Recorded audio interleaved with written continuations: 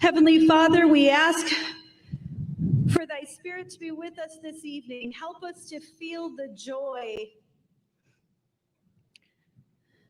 of good representation and a trusted president. And we say these things in the name of thy Son, Jesus Christ. Amen.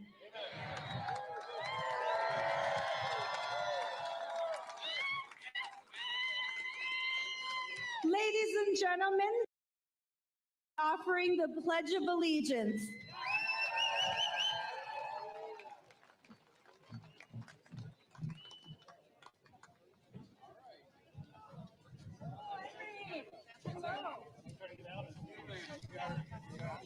Hello, Duluth.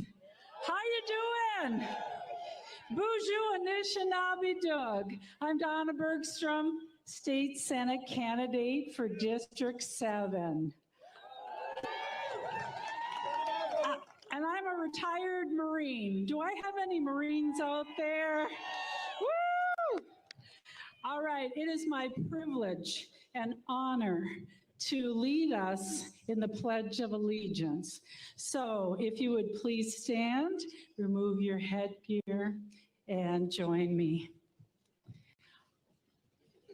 I pledge allegiance to the flag of the United States of America and to the republic for which it stands, one nation under God, indivisible, with liberty and justice for all. Thank you. Have a good event.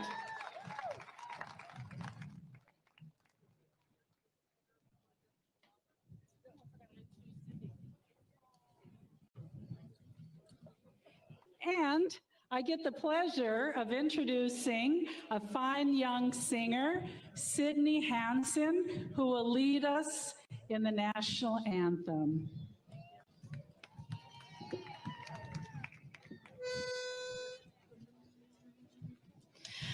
Oh, say, can you see by the dawn's early light what so proudly we hailed at the twilight's last gleaming, whose broad stripes and bright stars through the perilous fight o'er the ramparts we watched were so gallantly streaming, and the rockets red glare, the bombs bursting in air, gave proof through the night that our flag was still there. Oh, say does that star-spangled banner yet wave o'er the land of the free and the home of the brave?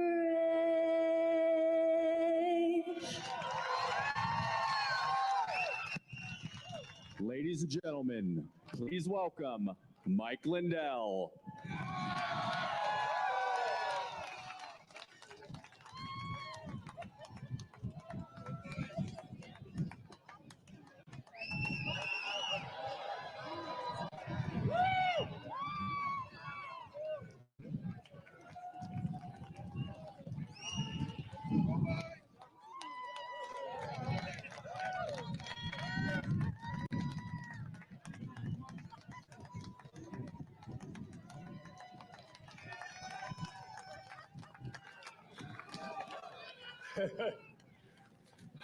Well, hello, Duluth. You know, I spent a lot of time up here going through Miller Hill Mall selling my pillows for years. And my daughter went to school up here at UMD, but who would think the American dream where an ex-crack addict can end up sitting up here with the president talking to y'all? That's America. Yeah. And I wrote a little speech, but I think I'm going to go off, do a little both like the president does in case I ever run for governor. Yeah. I'm going to give you a little background on my story. When I grew up in Minnesota all my life, and but I was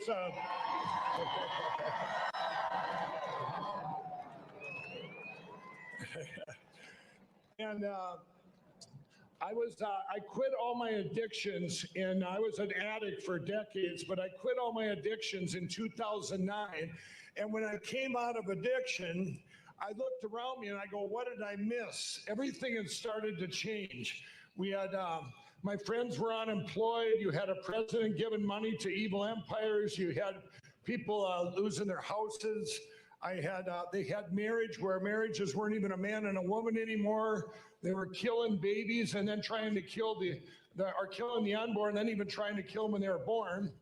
And I kind of noticed this when it started in the 90s. All of a sudden, I'm at one of my kids' softball game or baseball games, and halfway through the tournament, they give a trophy for first place. And I said, why is everybody getting first place trophies? They said, well, little Johnny cried last year because he didn't win. And I said, well, little Johnny's not good at softball. It's not, why are we giving first place? So, but it was, I didn't realize where we had came as a country, because I had never voted. I wasn't into politics. And then I started realizing how politics played a role in all of that, all of this change that had come upon us. And things started happening, and for me in 2015, when the president came down the escalator, I actually had a dream that I would meet him someday in a room.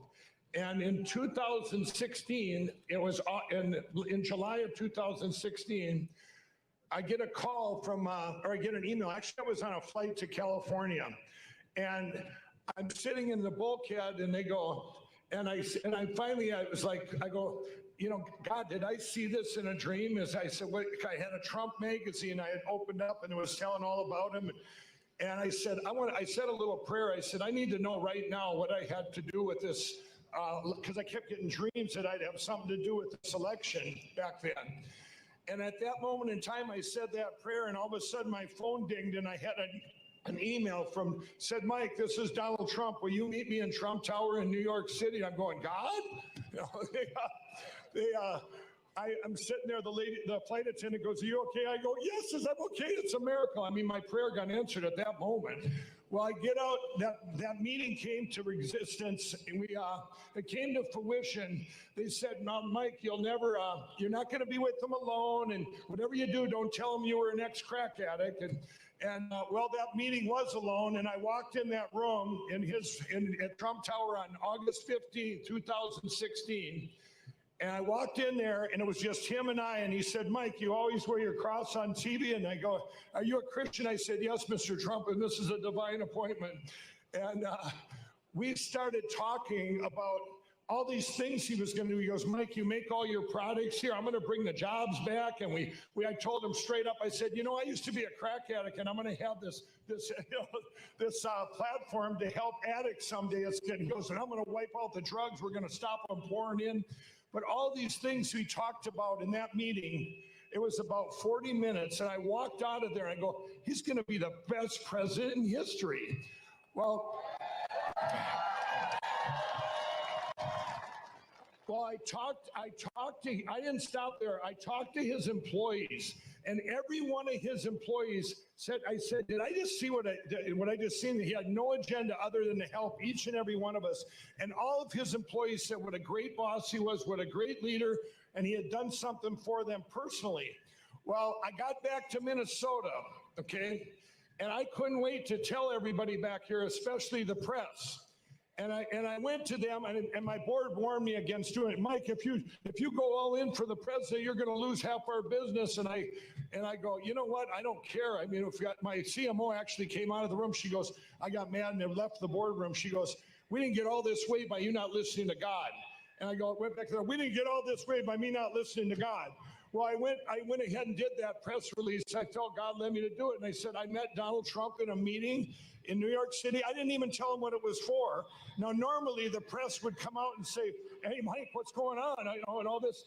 I was completely ignored, but I was called a racist. I was called everything you could imagine. The Better Business Bureau lowered my rating from an A+ to an F, if you all remember. But I was completely attacked. Well, anything I believe in 100%, I go all in, and I went 100% all in for Donald Trump.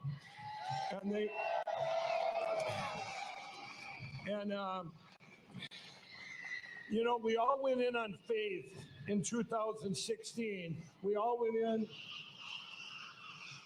in on faith. Well, now 4 years later, he's kept every promise that he talked to me and every promise he made to all of us. And I've been blessed to have become friends with him. And the other night he called me. He called me up. This is about 4 nights ago. And we talked about Minnesota. And he said, you know what, Mike? If we win Minnesota, it's over. And I said, and you guys, I did some math, and he's right.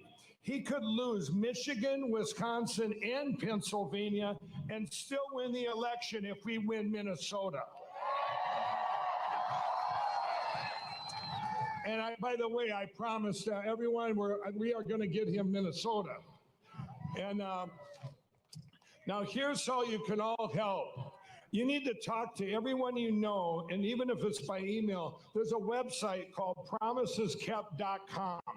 And you go there and you're going to see a list. It'll take you 2 days to read it of all the things he's done that y'all don't even know about that's helped us, each and every one of us in our daily lives.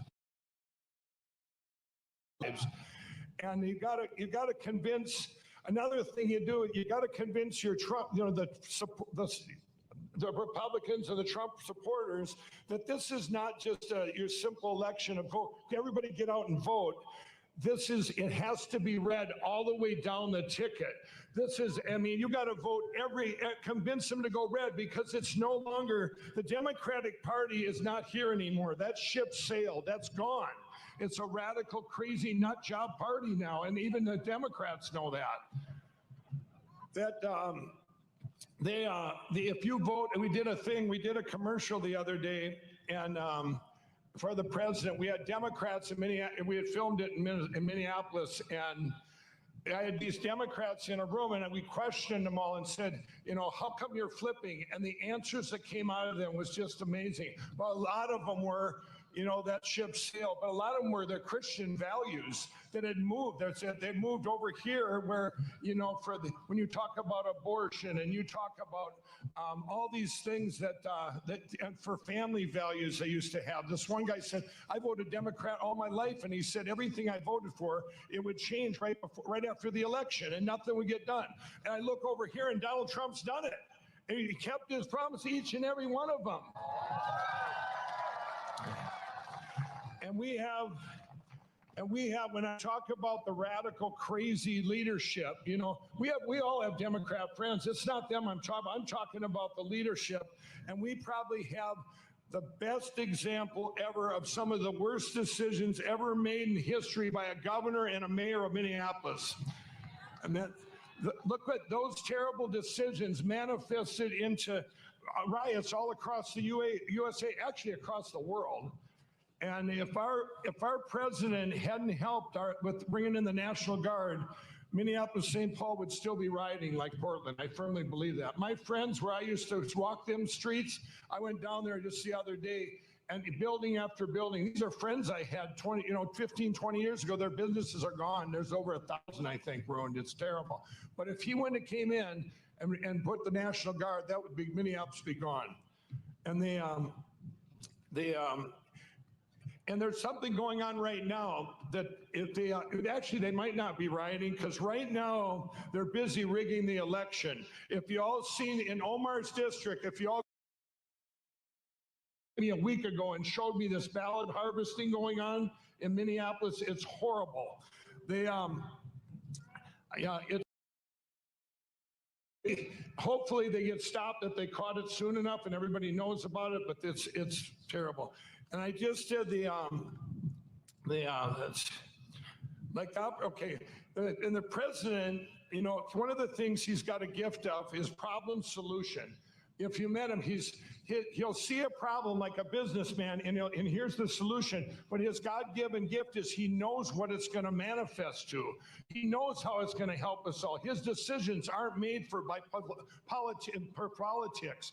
I've met so many people now in Washington, and so many of them make decisions based on their own agenda or based on politics. It's sickening.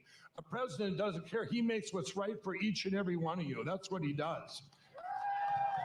And he goes, you know, one of the things up here, like, here's an example. There's problems about inner city jobs and stuff. You have opportunity zones, they're called, and you have them in Duluth and 2 harbors up here. And that's going to bring jobs back into the inner city. And and he does that. He doesn't just do that, you know, this county, for example. It's all over the country, but he doesn't leave anybody out. He includes everyone. And we have, now with this election, we have proof of concept that our president built the best economy in history, and we need, you know, in history. And we need to all do our part and talk to everyone we know, like I said, including our Democrat friends, to vote red all the way down this ticket if we want to save Minnesota. The president saved the Iron Range. We need to save Minnesota.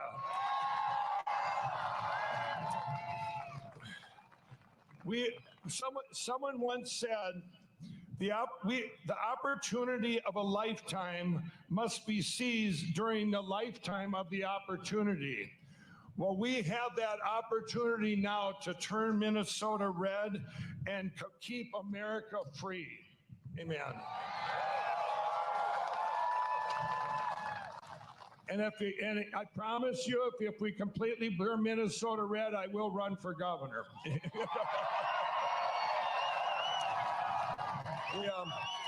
And God bless y'all.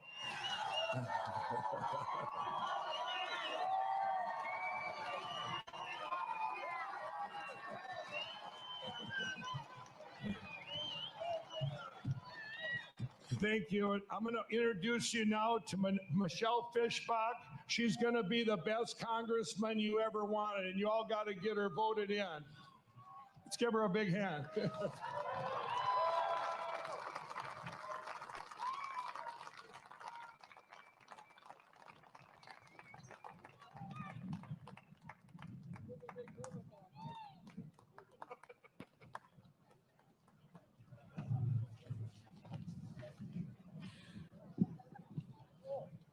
I am so excited to be here to welcome President Trump to Minnesota again. And it is so exciting to be here with so many wonderful, great patriots who love America. And I'm really excited to be in the 8th district because I know you guys have a great congressman, Congressman Pete Stauber.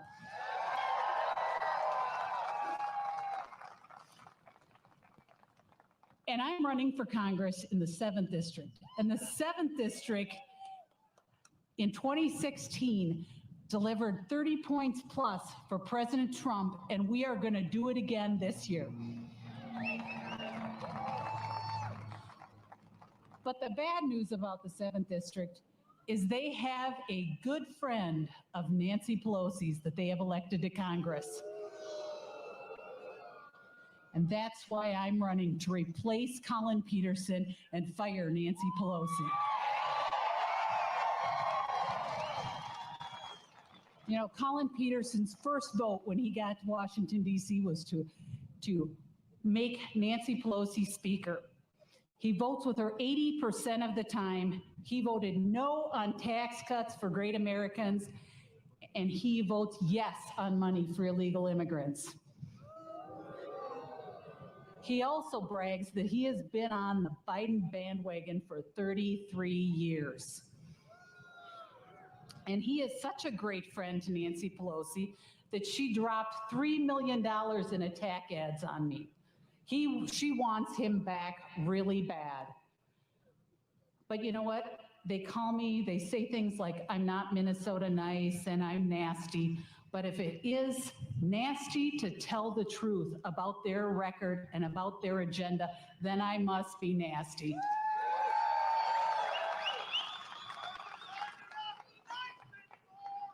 That's right.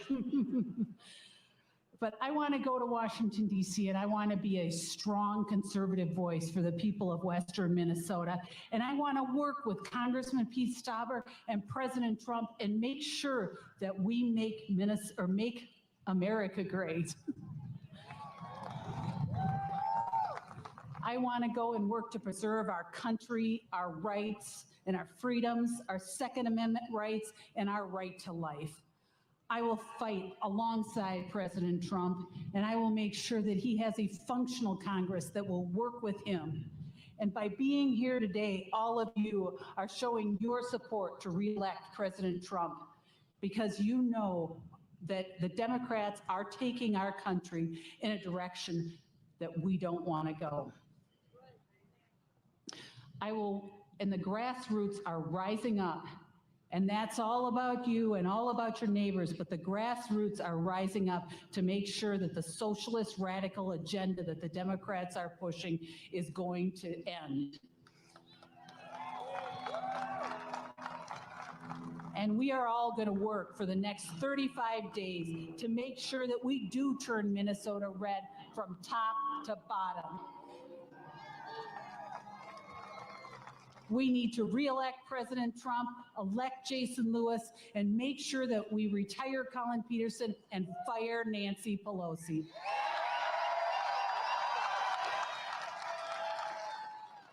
Thank you all for all of the work that you're going to do for the next 35 days to make sure that all of your good conservative friends get out and vote and work so hard to make sure that we move this country in the right direction.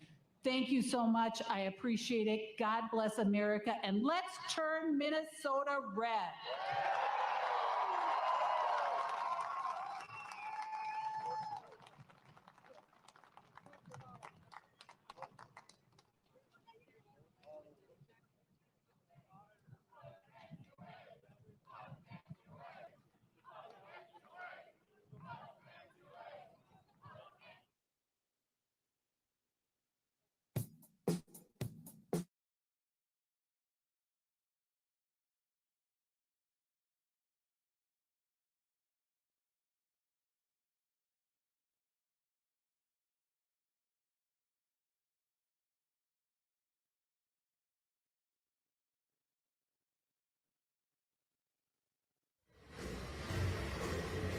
Hey everyone, and welcome back to Right Side Broadcasting Network. I'm one of your hosts for this evening. My name is Liz Willis, and we just heard from a number of people, but one of our favorites at Right Side Broadcasting, Mike Lindell, who concluded his rally speech by saying, "I promise if we flip Minnesota red, I will run for governor." The crowd was excited about that, and as you saw, they gave him a standing ovation. Lots of energy here tonight for the Republican Party in Minnesota, despite it being very cold. But thank you to everyone for tuning in to Right Side Broadcasting Network. We actually haven't even touched on this one yet. So thank you to everyone who's been donating. We're going to get to those in just a minute and give as many shout outs as we can possibly dig back and find. But keep in mind, Right Side Broadcasting Network is almost entirely viewer funded, meaning we rely solely on your donations to keep us in business and to go from rally to rally all across the United States. It takes on average between $5 to $10 grand to get to each of these rallies. And last week alone, we had about, I think, 5 rallies. This week is smaller. We have today, and then we have Orlando on the 2nd, and there will be 2 in Wisconsin on the 3rd. So we have 4 rallies this week. You can do the math there. It's going to be very expensive. Please make sure you can donate and help us get to these rallies. Our goal, our mission as a network, I think you can see my bread. It's cold here, you guys. But our goal as a network is to live stream all of these rallies and to show you the president's speech, but also the pre-speakers. I mean, moments like that. when someone promises to run for governor in a state that went blue in 2016, especially a well-known, prominent businessman in the state. I mean, these are huge things that mainstream media is not going to cover. So make sure you're tuning in, make sure you're supporting us, and we would love to continue showing you these rallies from start to finish, all things President Trump, his entire message. And there's a number of ways you can donate. The first one is the super chat. It's very easy. Mike actually has that up on his screen, so we'll be giving those shout outs in just a minute. He'll be reading those to you. But if you're in the live chat, you can click that dollar sign in the bottom right-hand corner of the YouTube and donate absolutely any amount. Every single penny counts, you guys. I'm telling you, we are so different than mainstream media. We don't have large investors, anything like that. We work our butts off. We send a team of 3 to do what a team of 30 should be doing. We have one man producing, and that's our CEO. He's doing the travel booking, coordinating, hiring new talent, getting the equipment, producing this entire thing. So each of us wear many hats, and we are so proud to do so. But we are just making sure that your donations go as far as possible. So click that dollar sign in the bottom right-hand corner of the YouTube Super Chat. The second way you can donate, it's really easy. I'll be reading those shout outs in just a minute as well. So you can send a donation via our website by going to www.rsbnetwork.com/donate. Again, that's www.rsbnetwork.com/donate. Check out the rest of our website while you're there. Lots of good information. Joe does a wonderful job of monitoring that. The third way, and this is a non-electronic form of donation, is by sending a check. So you can send a check to 1550 Opelika Road, Suite 6, Box 344, Auburn, Alabama 36830. Just to reiterate, the 3 main ways you can donate to us are by the YouTube Super Chat, donating via our website, and sending a check. Don't forget, we know times are tough. This China virus has been very difficult on everyone. If money's not a way you can support us right now, we completely get that. We're just really just grateful that you're watching with us and getting all your facts, becoming an independent, educated voter, and hopefully getting out and voting. That is so important to do. Don't forget, you guys, we have some of the greatest liberties on this planet here in the United States, so let's make sure that we don't abuse that privilege by not using it. Get out and vote. Obviously, I want you to vote for someone. You can figure that one out yourself, but I don't even care who you vote for. Just freaking vote. That is kind of how you get started in politics, using that right. Now, to go on from that, we are going to start saying thank you to some of our people who have donated. Looks like we have a couple in the super chat and 52,000 people watching. That is awesome, you guys. That brought me back to the point. If you can't donate financially, you can support us by sharing our broadcast. So it's free. Just copy and paste the link via YouTube onto your Facebook channel. You can also share us on Twitter. We're always tweeting. You can retweet us throughout the broadcast. Our CEO will randomly get on Twitter. So if you want a chance at getting retweeted by our account at RSB Network, then tweet the link to our stream and make sure you tag us at RSBN for a chance to get retweeted. And then you'll be seen by hundreds of thousands of our followers, and hopefully some patriots will follow you and you can grow your following base. Speaking of patriots following patriots, if you'd like to follow me, I am on Instagram and Twitter. I love both of them. I'm constantly on them. It's actually a sickness, but feel free to follow me on Instagram at Liz Willis, LIZWILLIS, and on Twitter at Liz Willis with an underscore at the end. I am going to hand the microphone over to Mike. He's going to be taking care of our YouTube super chat. When he concludes that, I will be reading the website donations. So there is an opportunity for you to click that you would like yours read out loud, even if you donate on our website. So we get those messages as well via email. So it's not too late. Go ahead and get your email donation, your website donations in if you'd like me to give you a shout out. Mike, over to you. You know, I will know that I've made it at RSBN when I can memorize the P.O. box address the way Liz does. It's so great. Oh, I think I hear it in my sleep. I got to get it at some point, Joe. I'll get there. But That's what I'm here for. Right. I have to make myself useful. That is my redeeming quality. I'm learning from the best. That's all you guys need to know. Because then I won't be needed. Right. I got to memorize it. Got to teach me to fish. Right. Well, I want to thank everybody for tuning in tonight. We're just a little over an hour away from President Trump addressing the crowd here in Duluth, Minnesota. The crowd is funneling in here, and we're just excited for you to join us tonight. There's something going on, as you guys know earlier, if you tuned in earlier.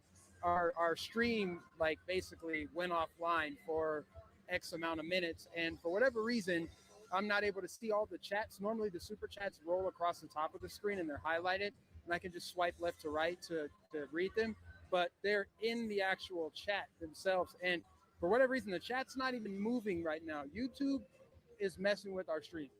As you guys know, YouTube does not promote Right Side Broadcasting, even though we cover every single one of President Trump's events. We don't get promoted on their homepage. They don't boost us up in the algorithms, and I'm willing to bet that they have something to do with the stream being taken offline today, and now the chat's not working. It could be my phone, but YouTube has a history of doing this to conservatives. But enough of that little rant. Let me read the 3 super chats that I did see come in. I think it was maybe 2 or 3 that came in. Dirk G said, "You are amazing. I appreciate you." Also, Tim Melander, "God is on Trump's side. Keep America great again." And then Lady Nola is a new Lincoln Club member. Thank you for becoming a new member. Yeah, I know that there's got to be more chats coming in as we have 52,000 people watching. So I'm going to refresh my phone here while I'm just talking to you guys. But I do want to say thanks to everybody that's watching. If you're new to the channel, make sure that you like, share, and subscribe to RSB and hit the bell notification so you'll get notified every time we go live to stream one of President Trump's events, whether that be a press conference or a rally. It's very important. It's very critical. Also, I'm on social media as well. If you want to, it's not. Is yours broken too? Yeah. China. There's something going on for sure. There's something going on because the chat's not working. Maybe your chat's working. I have no idea, but normally we're able to read your chats. But I want you guys to know that you guys help this channel grow. So if you're new, again, make sure you subscribe. Make sure you follow RSB Network on Twitter. If you want to follow me, I have a YouTube channel where I give lots of commentary, lots of spicy opinions, colorful opinions, whatever. Just type in Mike Nificent on YouTube. I should pop right up. You can also find me on Twitter at MikeNificent813. And you just find me, if pretty much you go to any of my videos and click the links in the description, you'll find all my other social media accounts. I'm on Parler, BitChute, everything. Just search Mike Nificent813. It should pop right up. Unfortunately, these chats are not working. But I do want to make sure that we get the likes up. Since we have about 52,000 people watching, I need everybody to like the stream, share it, get it on social media accounts, share it to your friends, family, text it to people. You know, it was about like 2 weeks ago when President Trump held a rally in, I forget the name of the town, but it was in Ohio. Our cameraman actually panned around to show the crowd that was standing behind the risers. And we tweeted that video clip to President Trump as he was calling out the media for not showing the crowd size. And he actually retweeted that and gave us a shout out. Our goal would be for him to give us a shout out at his actual rally, which is one of the many reasons that I wear this MAGA hat on stage. This MAGA hat, as you know, Make America Great Again, has been politicized to mean a bunch of things that it doesn't mean. It's as simple as Make America Great Again. And if you live in America and you're a resident of the United States of America, you should want the country to be great. But part of the reason I wear that is to just symbolize that, but then also as the crowd turns around, they know that the media is not up here to cover them unfairly. At least one of the media outlets isn't. And then we're not here to cover the crowd or this event unfairly. We're showing you the unscripted, just totally raw event, start to finish, Pledge of Allegiance, everything else. I'm getting all these vibrations on my phone, so maybe that means that the chat is rolling. The chat is not rolling. This is really unfortunate. One of my favorite things to do at these events is read the chats and interact with you guys. And for whatever reason, they're not working tonight. So I just want to, I guess we'll just look around and see what's going on out here. You see the crowd is filling in. I would say there's probably at least 5,000 people here, and they're still funneling in, despite the fact that it's pretty cold here. It's pretty cold, at least by Southerner standards. As you know, President Trump does need to win the state of Minnesota. It's critical. I think he can, as he won other blue wall states in 2016 that were not even really supposed to be in play: Wisconsin, Michigan, and Pennsylvania. Minnesota, just a few interesting facts about it, is a Democrat stronghold, and it has been since 1972. The last president that Minnesota voted for in the Republican Party was Richard Nixon, 1972. The state has 10 electoral votes up for grabs. And as Mike Lindell noted earlier in his speech, President Trump could lose Michigan, Wisconsin, and Pennsylvania, but if he wins Minnesota, he wins the election. Well, I hope that he wins all those states. And personally, being a former resident of the state of Minnesota, it would mean a lot to me to see the state turn around and go red. I lived in Minneapolis for 5 years, and I got to tell you, I was there less than 2 weeks ago, and what I saw, it just was unbelievable. It's not even recognizable anymore. The morale is so low. It's dangerous. It's not safe. Buildings have been destroyed. They built a brand new Planned Parenthood, though, but that's another story. And just the overall atmosphere there is negative and low energy. Is very sad for a city that I used to call home. It used to be one of the safest, cleanest, most prosperous cities in the Midwest, and now it's on par with Detroit. It's on its way to becoming the next Detroit if you look around.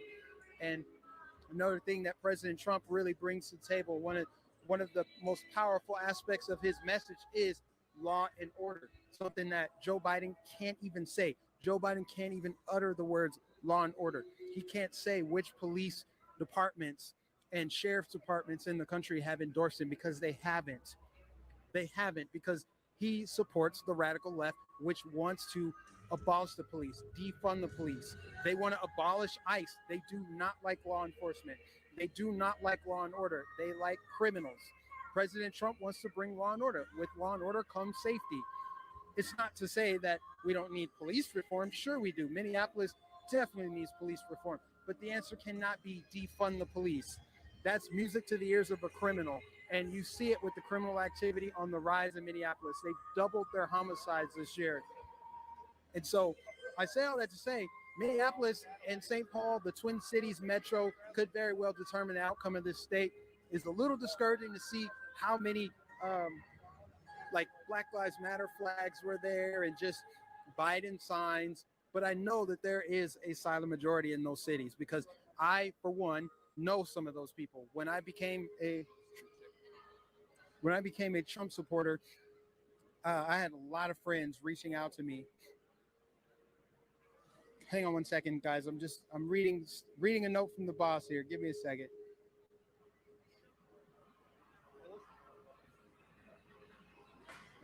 Wow. He's just chiming in on the YouTube. Go to our website to donate, guys. I know I was saying super chats, but if you go to our website at rsbnetwork.com/donate, you can make your donations there, because it's official that there's something going on with the chat, which is just awful. But the best way to donate right now is to go to rsbnetwork.com/donate. It's actually better that way, because YouTube doesn't get 30% of it. They certainly don't deserve 30% of it, even though they're hosting our content on their platform. We're not able to access all of the features, which includes getting the super chats and being able to interact with the live chat. So if you go to rsbnetwork.com, you can donate there and cut YouTube out of the equation. So there you go, guys. But back to what's going on in Minnesota. You know, this is a beautiful state. I love this state. It's a little too cold for me to live here anymore, which is why I moved to Florida. You just kind of deserve Florida after you live in the place where winter was created. I believe it was created up here. I really do. But this state is great. It's beautiful. There's a lot of very nice, kind people here, and many of them happen to support the president. And I can't even tell you how many of them reached out to me who live in the Twin Cities and said, Mike, I like what you have to say. I agree with you. You're a patriot, but I can't say what I think because I'll get fired. I won't be able to go out. People are concerned to show their support for the president, for the country, really. That's really what it's about, because of how crazy it's gone in these cities, Minneapolis being one of them. It looks like conquered territory for the radical left. There's something to be said when you drive through a city, you see a bunch of destroyed buildings, you see crime happening in the open air, drug deals just happening on street corners, and then you see BLM signs and Biden signs. That's what the United States of America would look like if Joe Biden were in power. Lawlessness, chaos, criminals running the streets, and no law enforcement there to counter it. It's sad, but hopefully we can make not only Minneapolis great again, but Minnesota great again, and ultimately America great again. That should not be a political statement. It doesn't matter what color you are, what gender you are, who you sleep with. None of that matters. We are in a unique global position. This is the best country in America. And you should not, I hate that I have to even say it, like, Make America Great Again is a way of life. It's basically, we're going to save our country, right? Freedom is cool. I happen to like freedom a lot, and I would never support anybody that wants to take that freedom away. So that's essentially why I'm wearing this MAGA hat up here. Now I'm going to try, while I got you guys here, I'm going to try to reset my YouTube. I'm holding out hope that maybe, just maybe, if I just restart the app, relaunch it, maybe the super chats will work. If the super chats are working, I will give you guys some shout outs. But please be advised that the best way to donate in the interim would be to go to rspnetwork.com/donate. At the very least, I want the live chat to work, you know? And thanks to all of you that have already reached out saying that you subscribe to my channel. I appreciate you. And, you know, with YouTube, the only way that my channel grows is by word of mouth. I do not get promoted in the algorithms, despite the fact that I happen to think that I have some pretty good content. My channel doesn't grow organically. It did at first, but boy, did they put the throttle on there. I think it was after I released my walk away video and I got like over 100,000 views on it. Then they were like, yeah, we got to slow this guy down. He's telling too much truth. Oh, for whatever reason, the chat is working now. Oh, this is great. Joe, I think we might have it working again. We definitely do have it working again. So now I see all the super chats up top. I knew that resetting my phone and saying a little prayer would do the trick. So let me read some of these super chats. John W. I can't pronounce the last name, so I'm just going to say W. Thank you for your super chat, John. Jay Sherm, thank you for your super chat. We've got Luke Hazley, thank you for moderating this pre-rally event, Trump 2020. God bless you. We've got several new members. We've got Cynthia. We've got Safe Movers of New England. We've got Denise Evans. And we've got JF Ridgely. I hope I pronounced that right. JF Ridgely. Thank you for your super chat. And we've got Mary Beth King says, thank you, Right Side Broadcasting. We love you. We love you too. Todd says, Trump for America. Thank you for that super chat. HNN says, thanks for being you. God bless you. Thank you. Judy P, thank you for your super chat. Laura Kimberly says, we are here for you in Trump 2020. God bless you. Thank you for your super chat. Oh, there's so many. B Hubbard, thank you for your super chat. RW Bob, thank you for your super chat. David Taylor, thank you very much. You guys are awesome. Michael Reese says, German in the U.S. Just bought my first gun. Go RSB, go Trump. Zoe Inman says, much aloha to you, Right Side. We adore you and appreciate you. President Trumpy in full tilt boogie. Thank you for the super chat. Wow, they are rolling in. This is great. You guys are amazing. Again, these types of donations are what send us to these events. On Friday, we're going to be in Sanford, Florida. That's my neck of the woods. That's my backyard right there, Central Florida. And then Saturday, President Trump's going to be in La Crosse and Green Bay, Wisconsin. 2 events in Wisconsin in one day. These events are not cheap. These events are about $10,000, give or take, to send some of us to. And that's on the conservative end, quite frankly, because as we move towards the holidays, travel becomes more expensive. People are moving around, doing more. It just becomes more, it's more expensive. So your donations go a long way sending us to these events. We want to thank you for that. Sunny Baines from California with a super chat. Thank you very much. Crane Life, thank you very much. You guys are amazing. And thanks to everybody that subscribe to my channel. And again, if you want to subscribe to my channel, just go to youtube.com/Mike-nificent, just like the word magnificent, Mike-nificent. Also find me on Twitter, Mike-nificent813, or you can find me on BitChute or Parler or any of the other social medias out there. Just type in my name, Google it basically, and it'll come right up. So, I really hope that when President Trump arrives tonight, I almost want him to look forward as opposed to looking backward, right? What's done is done. The debate's over. I'm sure he has a lot to say about the debate last night and the way he was treated by Chris Wallace. But I would like him to move forward and hopefully talk about what's really going on in the state of Minnesota. I don't know how many of you heard about the open air voter fraud that's going on in Ilhan Omar's district down in Minneapolis. Some call it Little Mogadishu. It is literally an enclave of corruption at this point.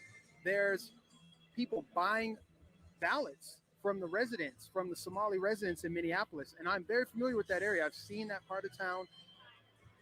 Oh, I'm going to take 5, guys.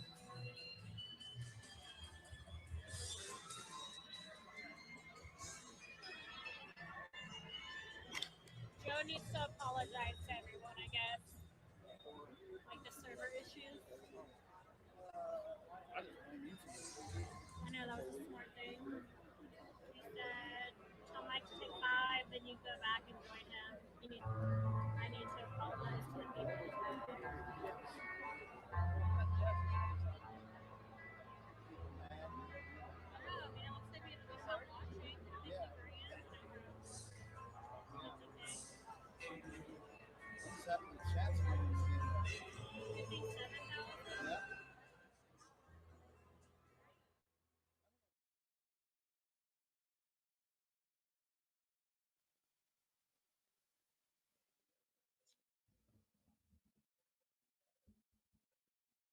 All right. Looks like we had some issues earlier with YouTube, and I want to say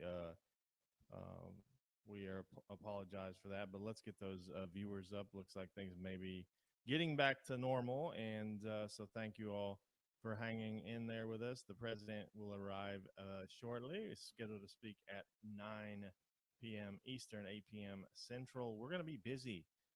In case you didn't know, we're headed to Florida on Friday, and we'll be in Orlando. I'll have a full crew down there. Grace Saldana, and we have a special guest host, Father Frank Pavone will be joining us again in Orlando. I guess he's our Florida correspondent now. We appreciate Father Frank. He's a good friend, and also, so we will also have Mike Nificent. So we'll be in Florida on Friday. Then we're headed to Wisconsin for a doubleheader on Saturday. So keep the college football on and RSBN in the picture-in-picture, or vice versa, because we're going to be busy on Saturday. It's going to be like this all throughout the campaign season up till November 3rd. So we are going to be busy, and that's why we are asking for your help. We are viewer supported here at Right Side. The reason that we are is because we don't want people telling us what we can and cannot say on our own airwaves. We are viewer supported. We don't take on investors. We're going to stay that way. We've been that way since the beginning. So we rely on your help. It does get extremely expensive. We just purchased 3 new rigs, and rigs, what I mean by that is cameras, live views, tripods. The whole setup is about $12,000, I believe, and so it's very expensive for us when we don't take on investors, advertisers. We don't have those kinds of things. So if you would like to help us get to these events, it really does make the difference in us getting to the next one or not. rsbnetwork.com/donate. Now, if it's down because our site was running a little slow earlier, please check back again. We really appreciate it. We are doing the best we can, and I don't anticipate any more issues the rest of the night. So thank you all for hanging in there. I'm going to play a couple songs right now from Will Watkins and the Shotgunners, who is Will's a friend of mine who is in Alabama, lives in Alabama, and he is just a really talented musician and a great guy and a patriotic guy at that. So check them out. If you like it, you can check them out at Will Watkins. That's WADKINS and the Shotgunners on Facebook, or you can find it at willwatkinsandtheshotgunners.bandcamp.com. Liz and Mike will be back soon.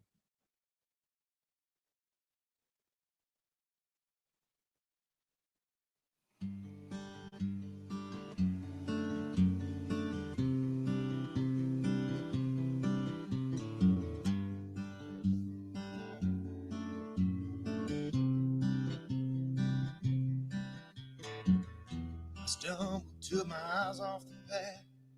Last way of my life, living in the past. So I turned to the bottle, but the bottle took me down to a place I thought I'd never see, that's lower than the ground. And I'm here to testify, it ain't easy walking blind. They say all wounds heal in time. I'm still waiting on mine. I'm still waiting on mine.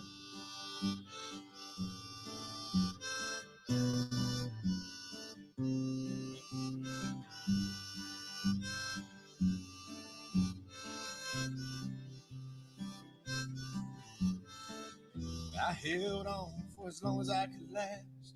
Thought I had forever, but then it up and passed. Now looking back, all I can say is that I see everything I wanted was right in front of me. And I'm here to testify, it ain't easy walking blind. They say all wounds heal in time. I'm still waiting on mine. I'm still waiting on mine.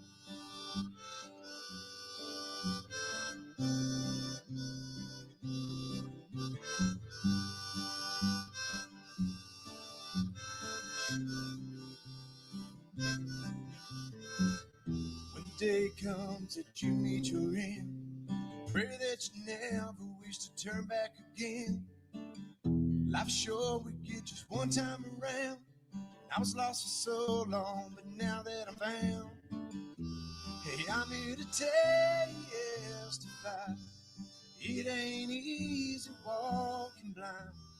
They say all wounds heal in time. I'm still waiting on mine. I'm still waiting on mine.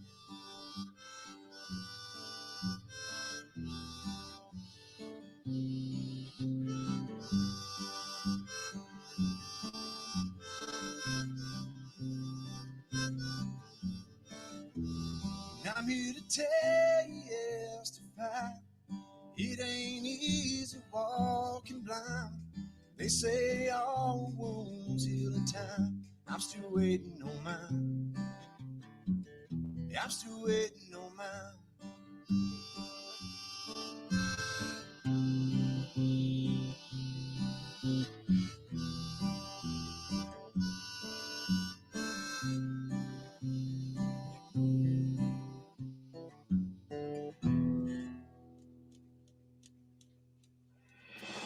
Hello, friends. Father Frank Pavone here, National Director of Priests for Life. Together with voting, we have to pray for the right outcome in this election. I want to invite you to go to electionprayer.com. In English and in Spanish, you will find a beautiful interdenominational prayer there for the election, and you'll be able to order these beautiful prayer cards with that prayer on it for your churches and groups and families. Electionprayer.com. And remember to support Right Side Broadcasting.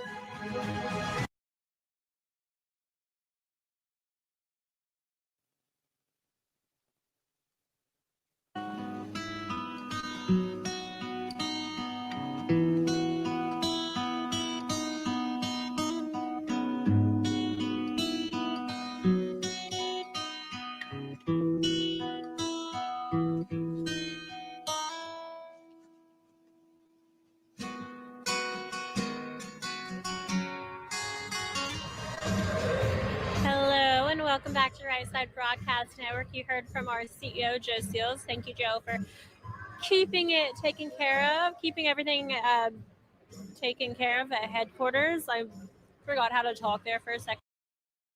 To our website, I want to make sure we get those shouted out before President Trump takes the stage in just a few moments. Again, President Trump is scheduled to take stage at 8 p.m. This is Central Time here in Duluth, Minnesota. President Trump was at a fundraiser in Shorewood, Minnesota. He concluded that fundraiser at 6:35 p.m. Central. That is the time that the motorcade left the premises.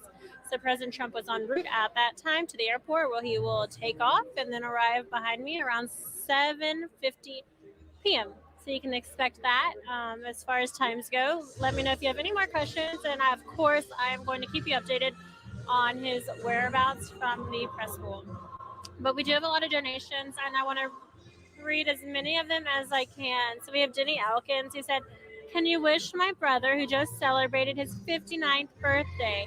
We both were at the Fayetteville, North Carolina rally on the 19th, and you're the only channel we're going to watch from here on out.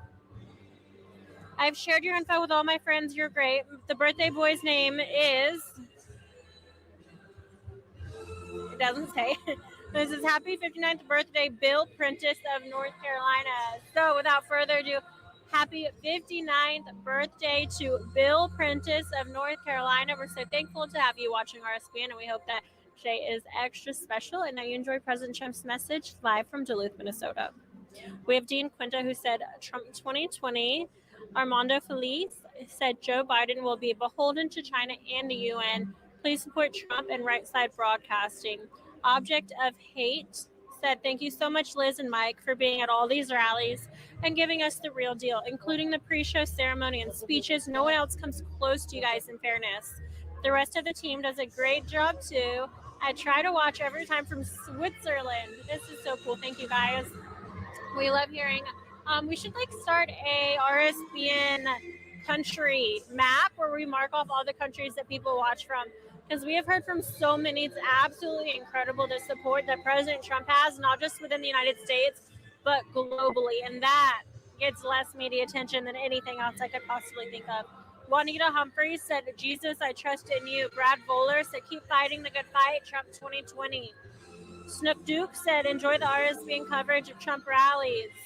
John Bushek said, "Mike, you rock. Keep up the good work. President Trump is the real and only president for America." Fisher said, "Trump can tweet answers to debate questions and can share that different organizations are not supremacist." San Nejetian said, "Stop Bolshevik media before they take over our country completely." Jim Parrish said, "Trump landslide 2020. Wallace and Lola Henry said Trump 2020.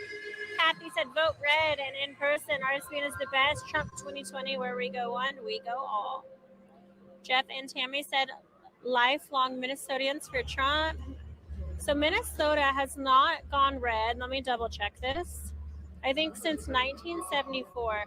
I believe that is the last time. Wow, my phone is freaking out because of this cold weather. Let me double check.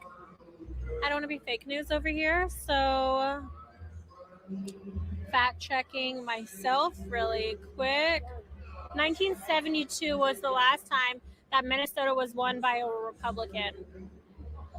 I'm really hoping we see a difference this year, but jumping back in, we have Mary Jo McVeigh, who said, "Thanks, Mike and Liz, for standing in the cold for us." You're so welcome. I've been there, done that, lived in Michigan and moved to Florida years ago. No more cold or snow for me. Love you guys. Thank you so much, Mary. Yeah, it was so beautiful yesterday. I was so excited about today and taking photos of all the fall foliage up and down the hillsides here in Minnesota. And then today it just rained all night and brought in a cold front, and it was freezing. But of course, this is what we're here for. You know, it's not all pretty days and sunshine. In the life of a reporter or journalist, it's not nearly as glamorous as it looks from the camera. But thank you for your support and your thankfulness. We really do appreciate it. Danny Elkins said, "I'm not sure what happened, but last donation was $1. I just redid to $25 a month. I would like someone to call me to see about providing additional corporate support for you guys." Okay, I screenshotted that. I don't want to read your personal information with your phone number out loud online, so I'll send that to our boss later. But thank you, Danny, for your support. Paul Hinkle said, "Winning, winning, winning." Today, DeGit said, "Go Trump." Elizabeth said, "Love Jesus." Jackie Baby said, "Thank you guys for doing a great job. I love watching." And it looks like we have some more. Danny Elkin. Oh, we already got that one. All right, let's see. 7:15. We're going to refresh. Glenn Coker said, "RSBN does a great job. Keep up the good work." Cheryl Grant said, "Thank you for giving us the truth." We're going to let those website donations reload. In the meantime, I'm going to hop into the YouTube Super Chat and just make sure we're not missing any information. In the meantime, actually, before we get to that, I want to talk to you guys a little more specifically about Minnesota and why you should vote President Trump, how hard he's been working. We're going to continue to pan these crowds so you guys can see the crowd filling in behind me. There's actually some overflow that is really starting to gather. Also, we want to say welcome to our new cameraman. We actually have someone back here training, so bear with us while we train. But also, all these technical difficulties, they're not him. It's most likely YOUTUBE. I'm not even going to say the word because it'll go in their algorithm and then they'll just black screen us all. But you can see right now, people are still steadily filing in all the way. You're looking at stage left and then over to stage right. There is a massive overflow area. We'll get some photos of that when we are able to. Right now, we're not able to really see it. We're going to put the camera in that direction in just a moment. But if you'd like to see those photos later on, make sure you're following us on YouTube, Twitter and Instagram at RSB Network. Like I was saying earlier, President Trump is fighting for Minnesota workers and families. He's truly making this economy great again. As President Trump peacefully protests with supporters in Duluth tonight, the evidence shows his whole of government response to the coronavirus helped Minnesota families and workers. President Trump fought to give the people of Minnesota the resources and help they need to combat the coronavirus.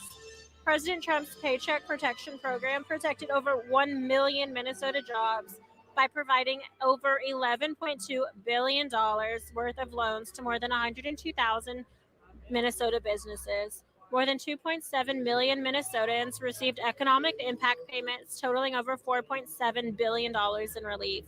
The CARES Act is providing up to $2.1 billion worth of aid to the state of Minnesota and more than $472 million to 3,758 healthcare providers in the state. Minnesota businesses are poised for a historic comeback thanks to President Trump's economic leadership. President Trump's pro-growth policies, tax cuts, and deregulation built a stronger economy for Minnesota workers and businesses.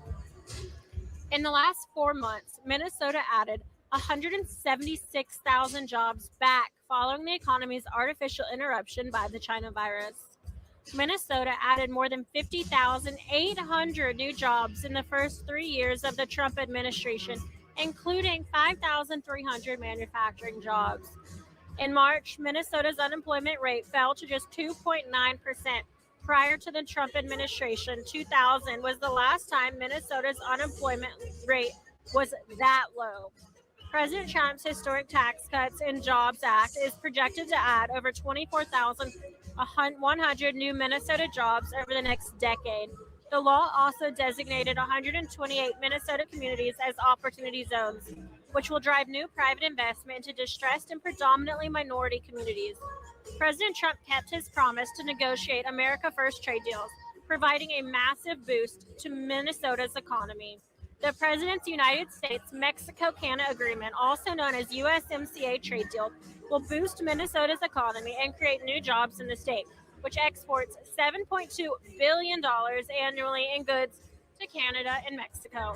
Trade with Canada and Mexico support 233,800 jobs in Minnesota.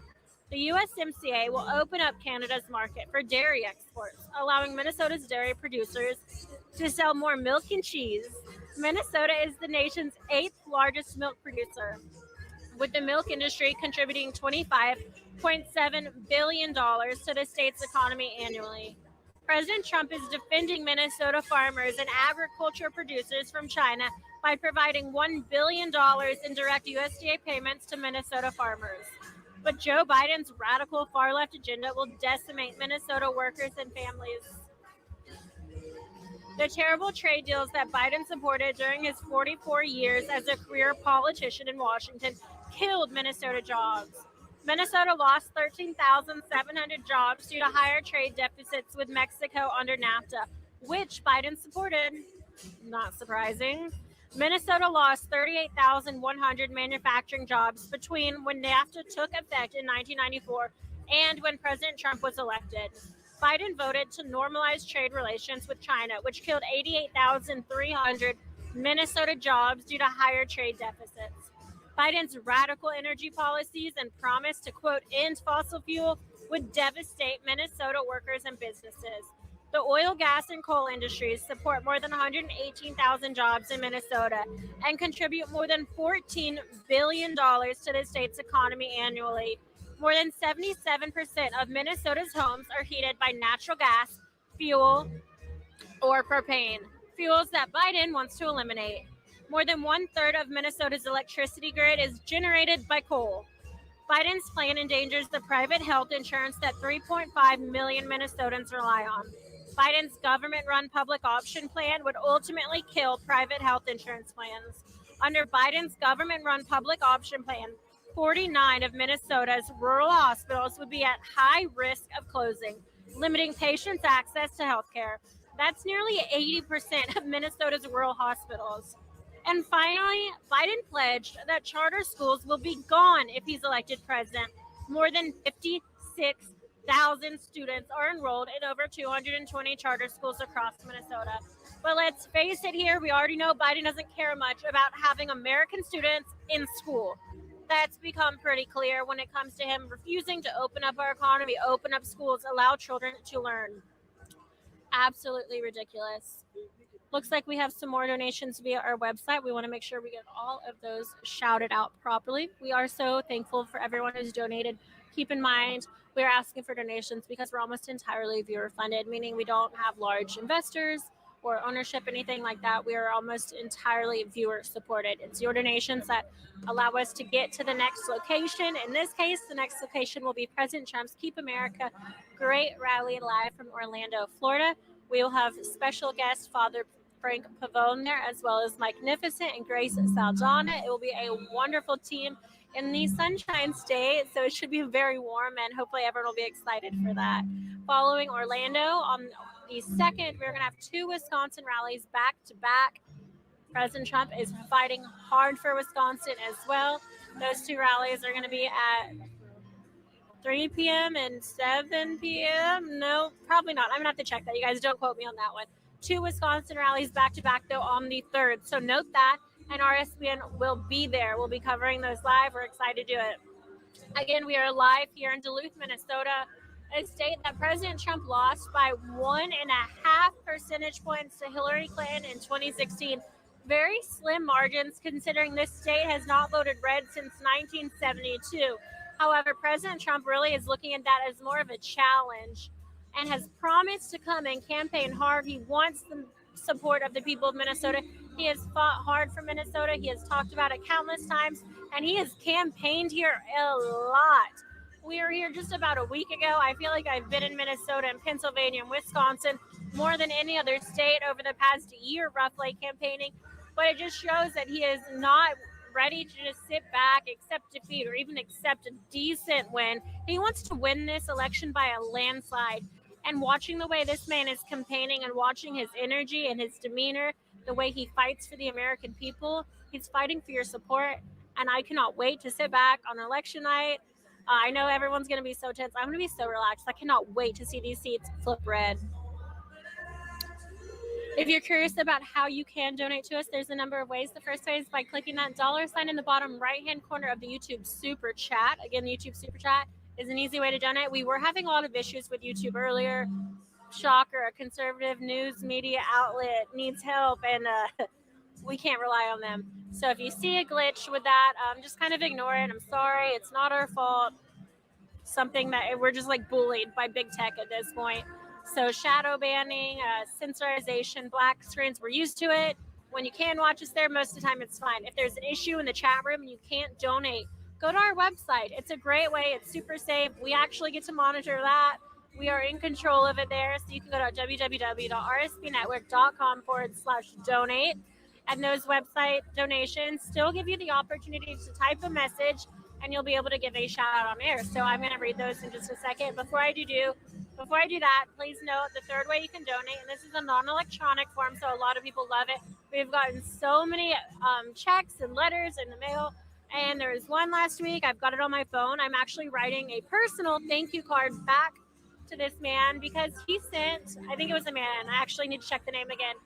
But I just know it was an envelope of puppies, like the card, and lots of different puppies on it. And it was like, I know Liz loves dogs, so she might like this. Here's my donation. So we read these things, you guys, and even if I'm not there, my boss actually read that, my CEO, and he sent me a photo of it so I could read the letter and look at the pictures of the dogs, and I absolutely love it. So you are getting a handwritten thank you note from me as soon as I get back home and get to my stationery. So thank you so much. To read some more of those website donations that have come through, we have Danny Elkins. Oh, we already read that one, but hope you're having a great 59th birthday, Bill Prentice. Let's get to the newer ones, if it will let me. Again, we are totally unscripted. We don't have a teleprompter. We are running this production via our cell phones. No earpieces, none of that Biden stuff. So this is as real and as raw as it gets. Thank you for bearing with us. We have Melanie and Victor Jaden, who said, we are from California and are happy to see young patriots, you flatter me, thank you, supporting the best president in American history. Of merit-based voting, who said merit-based voting. And we have Golden Colburn, who said, I know the amount I donated this time of $1.77 is an odd amount, but it was what I had remaining on a gift card and figured why not give it to RSV, and thank you for the rallies. Thank you, Golden. That is so sweet, honestly. I do really appreciate that. And like I said, every single penny counts here, so thank you for your donation. Very thoughtful. I think I am caught up to date on all of the website donations.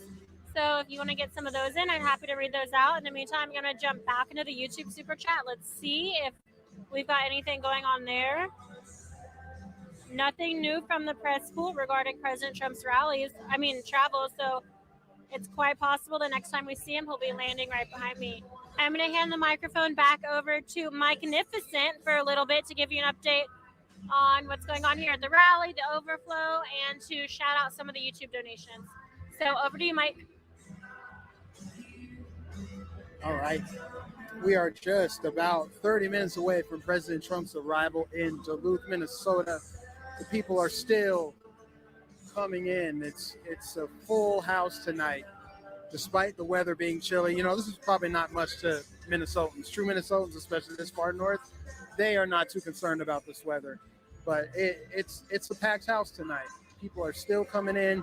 They're excited to hear the president's message, as we are too. I'm very curious at what he has to say regarding last night's debate, as well as his plans for the state of Minnesota. Before I get to some of his plans for Minnesota, I want to read a message straight from the campaign. But I want to give some super chats because I have been paying attention to that as Liz was talking. I'm going to give the shout outs there. So we've got Tubinator 2014. Thank you for your super chat. We've also got Country PN said, thank you, RSBN. We appreciate all you do to bring us Trump events. Because of you, I have not missed one yet. Hello to all our people watching from Patriot News Channel Live. God bless you. Thank you so much for that super chat. We also got Cindy MC7. Thank you. We've got Norway, or NOK. This God bless America. America bless God. Wait, America bless God. Yeah, vote Trump 2020. Thank you. We've got a new member, Todd C. I'll just say Todd C. DLB says vote Trump. Okay, I think I gave these shout outs before. Crane Life said, thank you, RSBN. Make news great again. That's what we're doing. We're doing our best to make news great again. While Liz was talking earlier, we had some fans in the crowd. As the crowd funnels in, they like to wave at us. They like to shout us out, or they want us to shout them out. So if any point in time they're waving at us, we want to zoom in on them. I don't see anybody yet, but I did a few minutes ago. We have support far and wide, and I love when they turn around and look up here. They see me with this Make America Great Again hat on. They love to see it. They love to see it. They love to see that the press, not everyone in the press is biased and here to spin this story of what's happening in our country, that it's just a bunch of white supremacists, because we know that's not true. We know that's not true.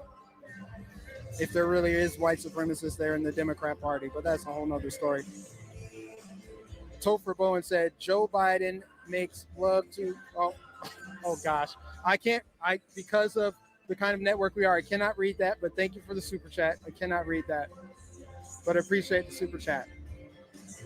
And I'm just happy in general that the chat is rolling.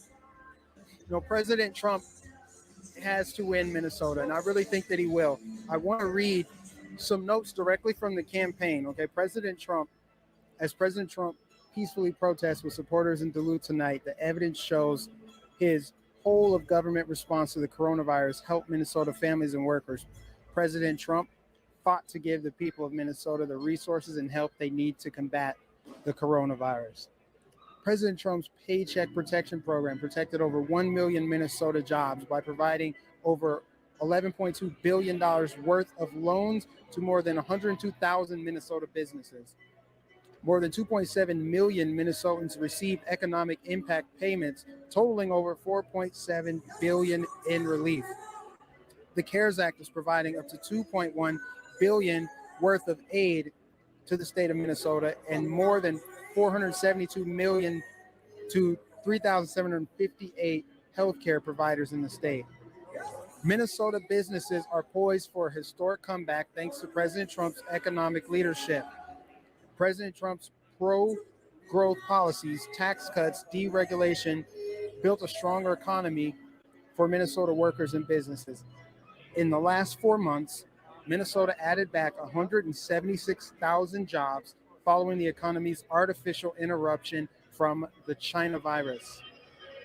Minnesota added more than 50,800 new jobs in the first 3 years of the Trump administration, including 5,300 new manufacturing jobs.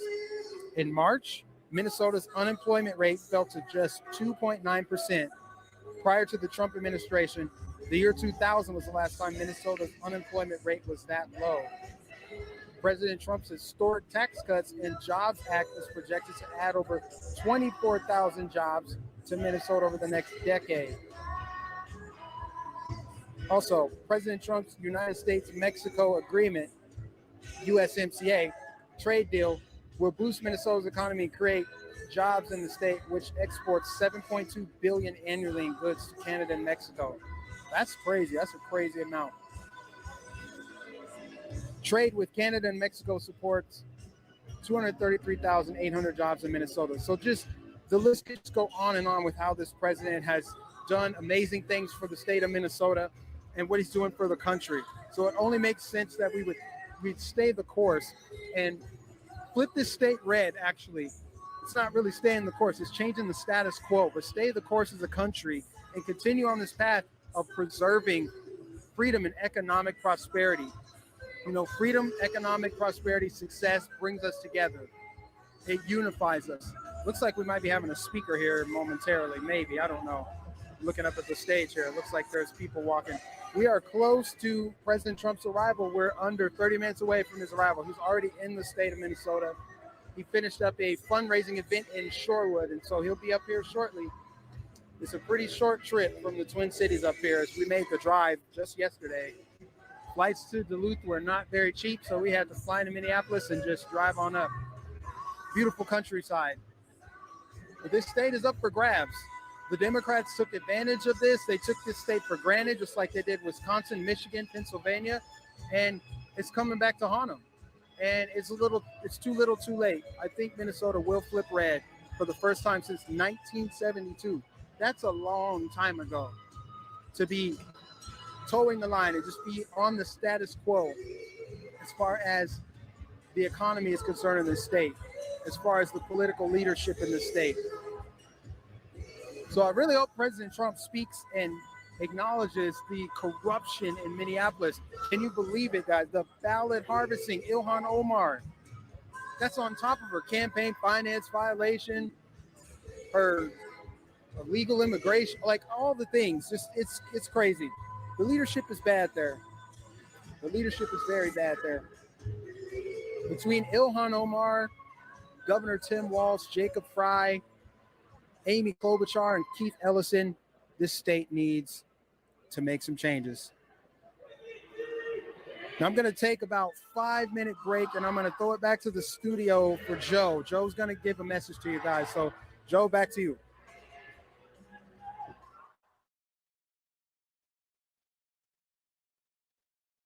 All right, thanks so much, Mike. You and Liz doing a great job there in Duluth, Minnesota. We have some work to do. We are going to be headed to Orlando next. We'll be there on Friday with a special guest host, Father Frank Pavone. You guys were wanting to get him back after last time. It was a huge success. So I guess Father Frank is our Florida correspondent now. And then we're headed to Wisconsin for a doubleheader on Saturday. If you're going to watch college football, that's okay. Just make sure you keep your laptop nearby or your phone nearby. And don't forget us here at Right Side Broadcasting as well. I'll probably be watching the Auburn-Georgia game here in the studio as we rally all day in Wisconsin. Thank you all so much for tuning in. It will only be about, I guess 20 more minutes or so before the president speaks. Special announcement right now. We'll be in La Crosse, Wisconsin, yes, on Saturday for an early rally, and then the primetime event on Saturday in Green Bay. We'll have a special guest host with us. You guys know him as Brick Suits, the Brick Suit guy that's always at the Trump rallies. He's going to be guest hosting in Green Bay with us. So we are thrilled to be able to have him, and we've got some more special guests on the way. We're trying to do everything we can for you guys out here. It's tough on the road. These guys might not be home for a while. We're expecting to be extremely busy next week. So stay tuned for an updated schedule. And please continue to support us because that's the only way we can get to these events. It's very expensive. And hopefully you can tell our production quality has improved significantly from where it was in 2016. That's all thanks to you. You put us there, and look at that crowd there in Duluth. It goes way back, and I'm going to see if I can try to get them to capture some of that for you so we can put it up on Twitter. And we appreciate y'all again. We're going to take a quick break. I'm going to play some music by Will Watkins and the Shotgunners. Will Watkins is a friend of mine from North Alabama, and he is a huge patriot and a good guy. Check him out, Will Watkins and the Shotgunners. By the way, those of you asking why we don't play the music at YouTube on that's actually happening right now at the rally, because if we did, then it'd be about 5 minutes and this stream would be taken down. So copyright violations on YouTube is a very serious thing. So we have to be careful. That's why we have to play our own music when we're not talking. So we only choose the best. We have our own Jacob Seals, as you know, and now Will Watkins and the Shotgunners. Check them out at on Facebook at Will Watkins and the Shotgunners, or you can buy their music at Will Watkins and the Shotgunners.bandcamp.com.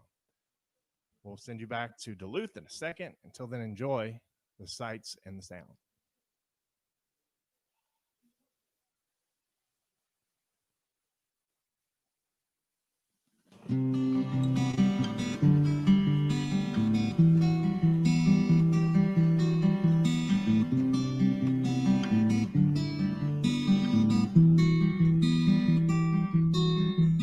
God that does the weather on Channel 19. It's gonna be a storm like you've never seen. Schools are letting out soon, early on a Friday afternoon. 4:30, I'll head back to my car. But driving home from work's never seemed quite so far. Before I put my key in the door, singing "Let It Rain," I don't even give a damn no more. My head in my hand, I'll be on the board, watching it fall. 'Cause I remember it all. Let it rain, I don't care if it floods all week. Turns my yard into Cedar Creek for all I care.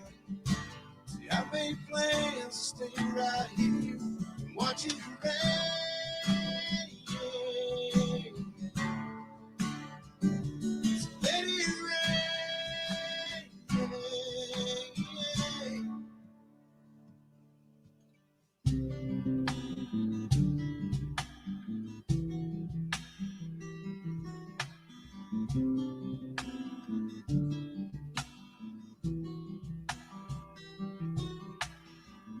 Everybody's got something to do, except for me. I just sit around and think about it, trying to forget. It just ain't happened yet.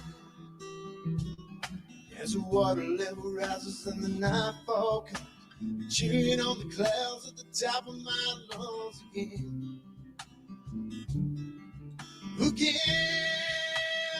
singing let it rain. I don't even give a damn no more.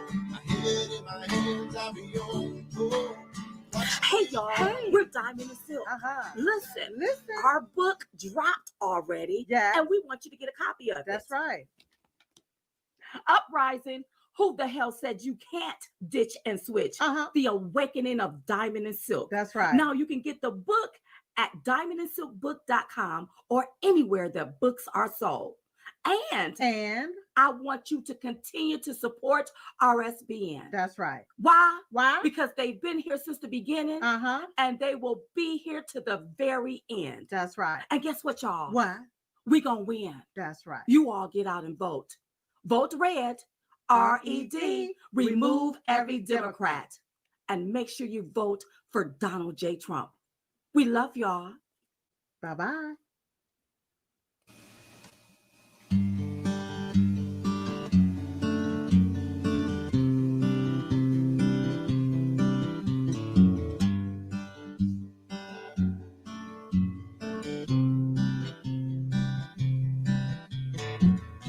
Stumbled, took my eyes off the path. Last 12 years of my life, living in the past. So I turned to the bottle, but the bottle took me down to a place I thought I'd never see that's lower than the ground. And I'm here to tell you, testify, it ain't easy walking blind. They say all wounds heal in time. I'm still waiting on mine. I'm still waiting on mine.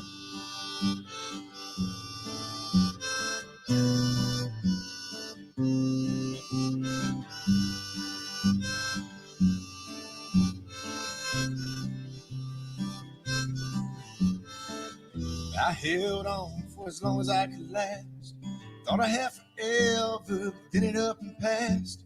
Now looking back, all I can say is that I see everything I wanted was right in front of me. I'm here to tell you, testify, it ain't easy walking blind. They say all wounds heal in time. I'm still waiting on mine.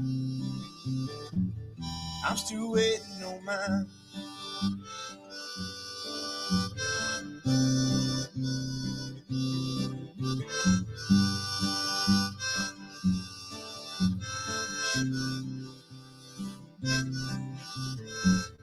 When the day comes that you meet your end, pray that you never wish to turn back again. Life's short, we get just one time around. I was lost for so long, but now that I'm found, hey, I'm here to tell you, testify, it ain't easy walking blind. They say all wounds heal in time. I'm still waiting on mine. I'm still waiting on mine.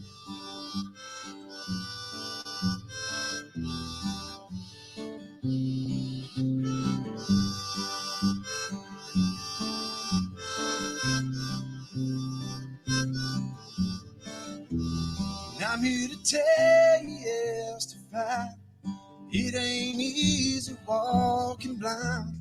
They say all wounds heal in time. I'm still waiting on mine. Yeah, I'm still waiting on mine.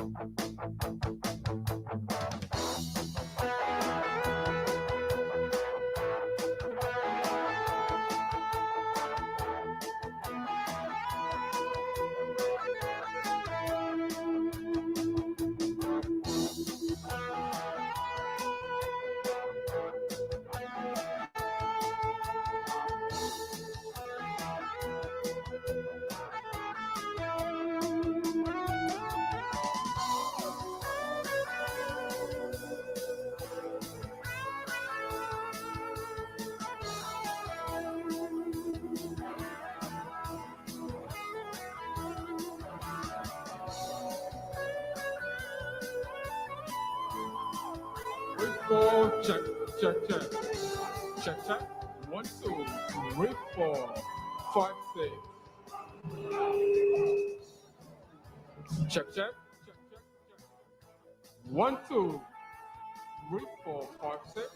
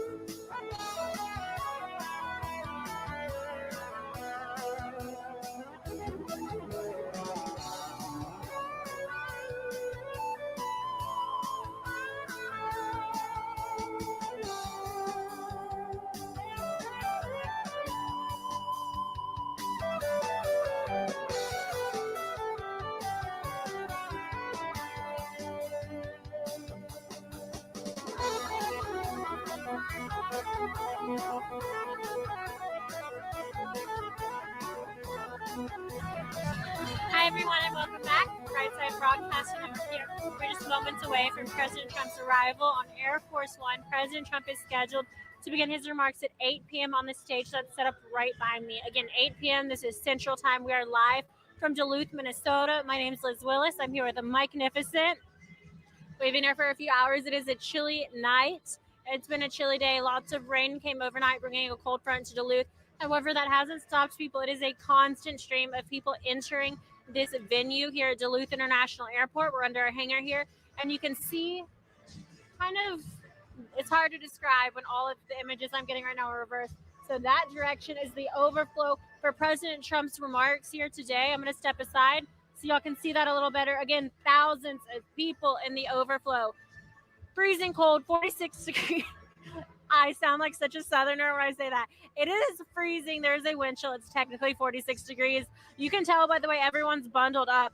But again, standing room only. Every single seat was actually taken hours ago. I mean, within moments of doors opening. Beautiful venue. Well done here today. We have the logging trucks, some nice poles cut, and then it says make logging great again, flags hanging from each of these trucks. Really something unique and different. President Trump did talk a lot about forest management, USMCA deals, and how important that is to our nation. As a fifth generation pine tree farmer myself, something I'm very proud of. It is great to see. It's great to have a president really take action on this, make deals on this, and put it as a priority. Farming is so important. It's really one of the main backbones of the United States. And our forest industry and forest management is something that clearly people don't know enough about. California, clean those leaves off the ground, Oregon. So do your thing. Fortunately, all of my property's in Georgia, so knock on wood, but we do our own controlled burns all the time. Something some other states could possibly take notes on. Once again, make sure you get all that dead stuff out of there to prevent larger forest fires from happening. We'll probably hear President Trump talk some more about that, given the fact that there are some massive logging trucks right behind me with, again, flags that say make logging great again. But I'm here to see it. I'm excited to see it tonight, and we have a lot of things going on. Of course, this is President Trump's first technical campaign stop that is public. He had a fundraiser earlier today in Shorewood, Minnesota, that was private, invite only, which was expected to raise around $7 million for Trump victory. A lot of money, but that's completely necessary. The Dems are throwing money left and right ever since RBG's passing. They will stop at nothing to get their former Vice President Joe Biden, whatever you want to call him, into the White House. And it looks like at this point, all they really have is money. They're just throwing it. So President Trump is out here fighting. Again, he had that campaign fundraiser earlier today. He will be flying directly here on Air Force One. He'll take the stage at 8 p.m. This will be the first official public campaign stop since last night's first presidential debate against, of course, President Trump and former Vice President Joe Biden. Very interesting night, to say the least. I'm sure many of you watched it. We were actually able to cover that live from Right Side Broadcasting Network, so hopefully you enjoyed it there as well. Great job to Joe Steele and to First News for helping us get that coverage. Keep in mind, we're almost entirely viewer funded, so we do rely on your donations to go from rally to rally, place to place, and to cover all of President Trump's rallies and to bring you the best team in the business, absolutely the best. These people are wearing 10 different hats at one time. We're currently training a new cameraman as we speak, so we're really excited about that. We really do want to guarantee that we have enough teams to cover as many rallies as President Trump wants to have in one single day. And if it's anything like the 2016 election, he was doing around 5 a day towards the end. Absolutely insane. Our promise to you is that we will go to as many as we physically can, as many as is physically possible.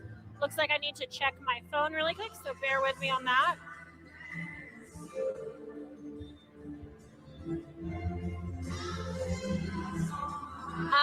And if you will stand by, I'm actually going to hand the microphone back over to my lovely co-host, Mike Magnificent, who's going to talk to you a little bit more about how you can donate and how you can get a shout out. Thank you. All right, guys, we are just a few minutes away from President Trump's arrival here in Duluth, Minnesota. One of the things I want to do is let you all know that we are almost entirely viewer funded. It is your donations, your support that sends us to President Trump's rallies and events. And not even just that, his news conferences. We bring all that. We have to get new equipment. There's a lot of upkeep and maintenance that goes into bringing you quality content. We've only been around since 2015, so we would like to supplant the mainstream media, hopefully, and it's your donations, your support that go a long way to helping us do just that. So one of the things you can do is go to rsbnetwork.com/donate, and you can send a check directly to RSB Network. If one of our moderators wouldn't mind helping me out, I don't have it memorized yet, but if one of our moderators wouldn't mind putting links or the address to where you can, our physical location where you can mail checks. You can also go to RSB Network, rsbnetwork.com/donate to give a contribution there. You can also click the little dollar sign in the bottom right of the chat on YouTube. And I want to read out the super chats because we got a ton of them to read before President Trump arrives here. So we've got Deborah Samso. Thank you for the super chat. She says, you are amazing. We've got JP. Says, I live in Minnesota. Hopefully the traditional Democrat Iron Rangers finally figure out the Dems have done nothing for them. Go Trump. We've got Jinland1 says, 3 cheers for the moderators. The moderators do an amazing job picking up the slack for me as a new guy here. I don't have everything memorized yet. Rolling with Jaden TV says, way to go, Right Side Broadcasting. Keep it up. I'm your #1 supporter. I will never give up the fight. God bless you. Thank you so much. These donations will send us to these next rallies. We've got Sanford, Florida coming up on Friday. And then President Trump has 2 back-to-back events in Wisconsin on Saturday. And I need to take this time to let you know that our guest correspondent will be Brick Suit Man at the Green Bay event. Brick Suit Man will be our guest correspondent on Saturday, so be on the lookout for that. Should be a fun time. He travels to pretty much all the Trump rallies that I've been to, pretty much every single one I've been to, I've seen him walking around in his brick suit. I believe President Trump knows who he is. I think he's been up on stage. He's been called out before, but he's going to be our guest correspondent, so it'll be cool. I won't be at that one. I believe Zoe will be our correspondent for that day. But make sure you tune in for that. And the super chats keep rolling in. I appreciate you. And I see we got 74,000 people watching right now. So what that means is we need 74,000 likes. So if you're watching right now, do me a favor, do us a favor here at Right Side Broadcasting. We need your support. We need you to like the stream, give it a thumbs up, subscribe to Right Side Broadcasting, hit the bell notification so you'll be notified every time we go live at one of President Trump's rallies, events. And they're going to be plentiful over the next 33 days. We've got 33 days and counting before we re-elect President Trump. 10 electoral votes up for grabs in the state of Minnesota, a state in which President Trump lost by the slimmest margin of all states in 2016. So this is by no means a slam dunk for Joe Biden. Joe Biden is not going to just win this state outright. I mean, if you see, the crowds are enormous no matter where he goes. I bet you he could draw a crowd this big in California, in Oregon, in New York. Joe Biden couldn't get that much. He can barely fill a Waffle House. That's what I would say. He couldn't fill a high school gymnasium. President Trump has tremendous amount of support. And if these patriots in this building have anything to say, he will be reelected on November 3rd. We're just moments away. Every time this song starts playing, which we can't let you hear it because of copyright reasons, but that means that the eagle is near. So President Trump is in the vicinity. He'll be making his final descent here into Duluth shortly. We'll bring it to you live.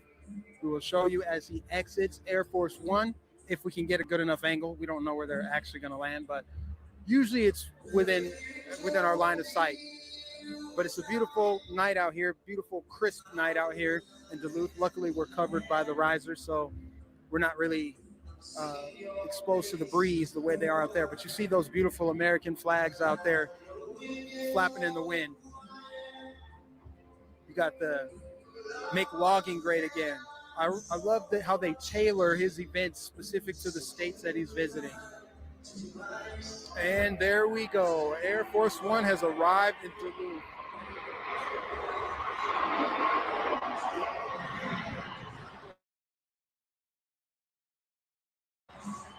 Air Force One has landed a swift flight over from Minneapolis International Airport, where President Trump's motorcade took off from the private residence of a donor who hosted his campaign fundraiser tonight. The motorcade went from, of course, the private residence to Minneapolis International Airport, where President Trump got aboard Air Force One and came straight to Duluth, Minnesota International Airport. President Trump has just touched down in Air Force One. You saw it right behind us. It was a much quieter departure landing. I'm trying to think of the right aviation word. I know you guys are going to hound me on that one. Pretty quiet. We didn't see Air Force One till it was directly behind us. But again, ladies and gentlemen, Air Force One, 7:59 p.m. Central Time here in Duluth, Minnesota, where President Trump is scheduled to take the stage at 8 p.m. Cutting it close on time, but let's give the man a hand. It has been an insane 24 hours. From the first presidential debate against sleepy Joe Biden last night to waking up, having a full schedule, including a double stop in the state of Minnesota today, first for a campaign fundraiser and second for a Keep America Great rally. This man never sleeps. This is evidence to that. I'm telling you guys, it is so difficult to keep up with him. I am constantly checking my phone, seeing what he's doing, trying to keep up with half of his life, and it's absolutely remarkable how hard he is working for the American people. Right Side Broadcasting Network is honored to be able to be a part of even just a minute of it and to bring you these rallies. We love to cover these rallies from start to finish, and we are excited to be here today to bring you another Keep America Great rally. So this is going to be his first official campaign rally since the presidential debate last night. We're really excited to see that energy, how it lights up the stage, and how it really continues to energize his base. The state of Minnesota has not voted for a Republican to take president to the White House office since 1972. Again, President Trump is fighting hard for the state of Minnesota, and that is clear in his approach to continue to keep rallying here in this great state. Unfortunately, he did lose Minnesota in 2016 to Hillary Clinton by 1.5 percentage points. So when it comes to Trump and the way he's willing to campaign, this is battleground territory. Forget everything you've heard. Forget the fact that this could technically be a blue state, considering it hasn't voted for a Republican since 72. When it comes to President Trump, every state is in play for this election. It's important to you to follow this energy, watch these rallies, see what the president has to say, and get out and vote. Again, it's so important. Make sure you vote. Don't vote by mail. You've seen it. There's crazy stuff happening. Ballot harvesting, people paying for ballots, paying for you to vote for them all over. U.S. Postal Service workers, like coincidentally, just dropping these bags of ballots in creeks. I, for one, will be happily walking in to my polling place and making sure that my vote is accounted for. It is too precious. It is too important not to, especially as a woman. Let's get out there. Let's use our rights and let's vote. Let's vote to save this country. This is truly one of the greatest countries in the world. I've been to so many, and including living in India and living in Brazil. I don't know why I choose to live in third world countries, but this one's definitely the best. And I can say that with a lot of experience. Again, we have a huge overflow, thousands of people in the overflow already today, here to see the president. It was 46 degrees last time I checked. That does not account for the wind chill here today. I suppose Minnesotans are a little more adept at handling it. I am not handling it well, but I'm excited to be here. People are getting on their feet for President Trump. They were sitting down earlier. I think really just trying to harness the energy they had to stay warm, but they know they're just moments away from seeing their president. And again, President Trump has come to Minnesota numerous times.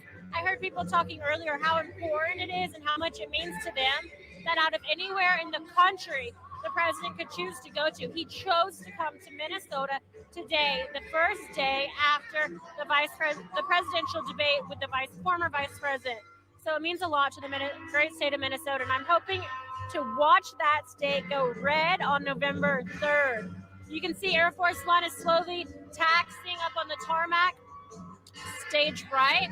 She is coming in with that bright light, and people are starting to see her too, getting excited.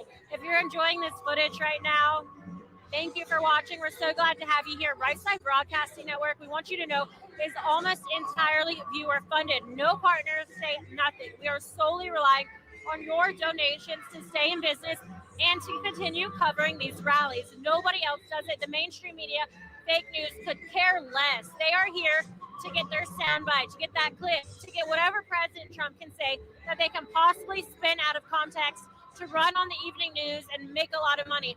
We are here to show you his message, to show you the people, to show you their stories, why they're supporting the president, and what President Trump has done since taking office, the policies that he has put into place, the executive orders that he has signed. We want you to see the entire rally. If you enjoy that, sounds good to you, please consider donating. You can donate to RSB Network a number of ways. The first way is by clicking that $sign in the bottom right-hand corner of the YouTube Super Chat. Oh, they're closing them now. They just shut off the little windows.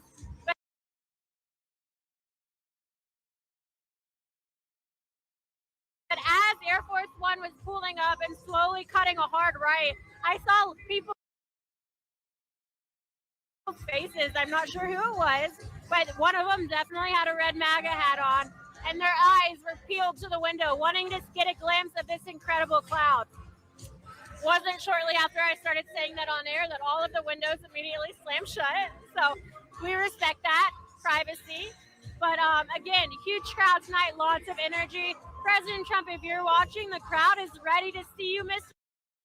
President. We have been here all day. We know you've had a busy day, but great job last night standing up and fighting once again for the American people. Right Side Broadcasting Network is here today, and we're going to continue panning these crowds and showing the world the types of crowds that you're able to draw, the patriotism and the love that these people have for their president. Many of these people would do short of anything to guarantee another 4 years from President Donald J. Trump. I'm going to start reading some shout outs, so make sure that you get your shout outs and your donations in right now. We will lead them up until President Trump's door opens up. It's hard to see. Actually, it's impossible to see from this angle. Of course, you'll still be able to see the staff that is disembarking Air Force One right now. I'm going to jump straight in first to the website donations and read those. And then I'll jump into the YouTubes to make sure you get your donations in right now. We have Stacy Weber who said, love your network. Lee and Liz donated and said, Trump 2020, Dan and Donna Athens. Michael G. Watson, June Thresher, Darren Wright. Stacy Weber, Jennifer McFadden said, Minnesota is so excited to turn Minnesota red this year. Finally, a president that understands small businesses and Minnesota's logging industry. Go Trump. Audrey West. For Christ and him alone for salvation. Dwayne Brownell, Robin Byer, Dan and Donna Beach, Virginia Beach, Virginia. David Harris said Trump 2024. We have Rick Bryce, who said, please give and support RSB Network, a wonderful and truthful conservative network. Karen Chapman, Augie Bell, For Christ Alone. John McCarthy, Gene Kay. Michael Lagardier Sr., thank you so much. He said, go, President Trump, you have our vote in Florida. Michelle Carroll said, love you, President Trump, looking forward to 4 more years. California is turning into Trump country. We have Kim Wynn, who said, make America great again. Texans for Trump. Mr. Bob said he's been watching us since 2016. Trump 2020. Jay Anders. Marie Guzman said, so happy to found RSB. Big Texas howdy. And support for President Trump. 95,000 people watching. Let's shatter our current record of 115,000. While I've got your attention, make sure to head over to Twitter and follow us. I want to get to 150,000 Twitter followers via RSB Network. So follow us on Twitter at RSB Network. Follow us on Instagram as well for behind the scenes footage at RSB Network on Instagram as well. Feel free to give me a follow, Liz Willis. I appreciate it. I love monitoring all of these social accounts. Joe knows I never get off all of them. I'm constantly working on the RSB and social media accounts as well, so you can reach out to me on any of them. My personals are at Liz Willis on Instagram. That's LizWillis. And on Twitter, you can find me at Liz Willis with an underscore at the end. We are going to be fighting hard to cover all of President Trump's rallies. It is now more important than ever. We had over 300 million views for the 2016 election, and that was before anyone even knew who RSBN was. Yeah, we pan the crowds, but the amount of work that we have put in to this network since 2016 is astronomical. I'd say it's pretty comparable with the amount of work President Trump has put in for the American people. So thank you for your support over the years, and it is time to fight harder and stronger and better than ever before. So let's get those donations in. Let's share this stream. Ladies and gentlemen, the next thing that we're going to have here tonight is President Trump getting off Air Force One and walking amongst these people. He never actually even takes the beast. He doesn't even get into his motorcade because he wants to be amongst his people. We're starting to see the Air Force One pool get into their spots right now. Busy day for them as well, but that means we are seconds away from President Trump from getting off and walking amongst his people. No one else is going to be able to bring you coverage like this for the entirety of this event.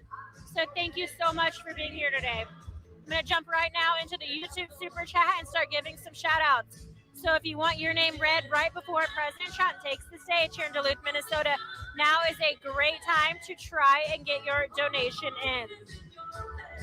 It's actually funny. I literally only use YouTube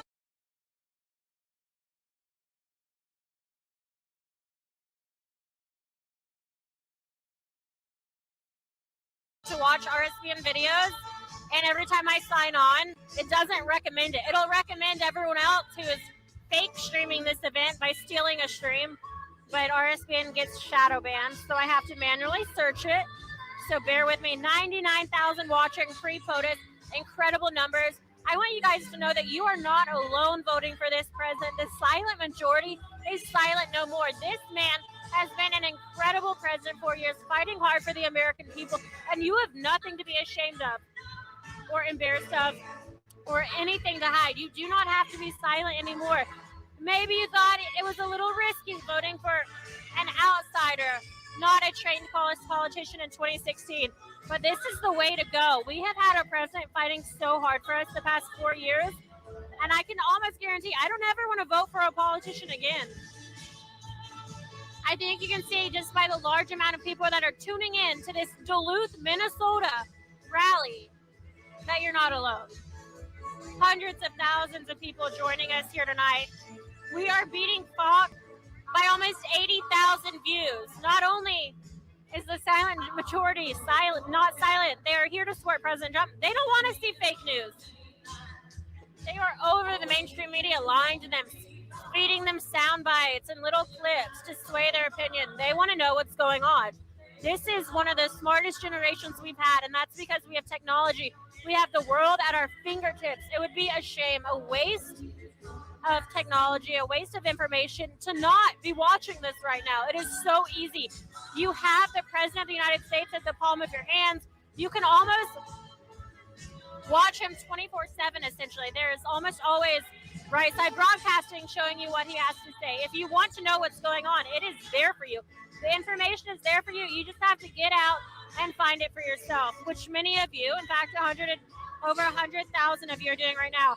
Looks like we have 20 Canadian dollars from Cindy McSeven, who said Trump 2020, vote, vote, vote.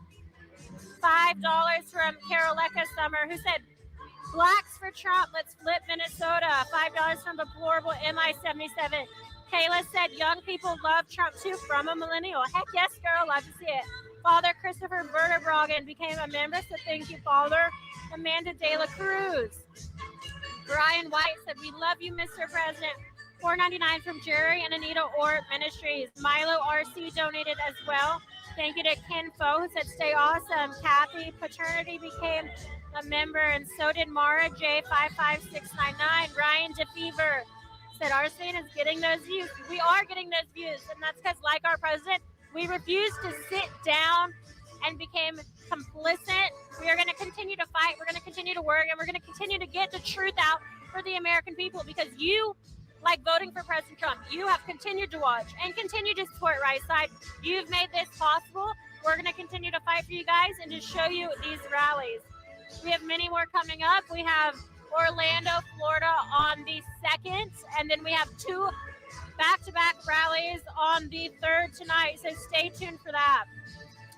Melissa Koenig donated $49.99. Great to see you in the chat room. Karen Saffron, $50, said thank you, Arsene, for all you do for us. We appreciate you. $25 from Patricia Lee, so thank you. Another $25 from Flor Riccio, who said, happy to see young people like this program who love and respect the country, unlike the liberal brainwashed sheep.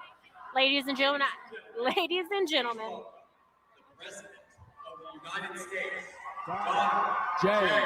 Trump. And I'm proud to be an American where at least I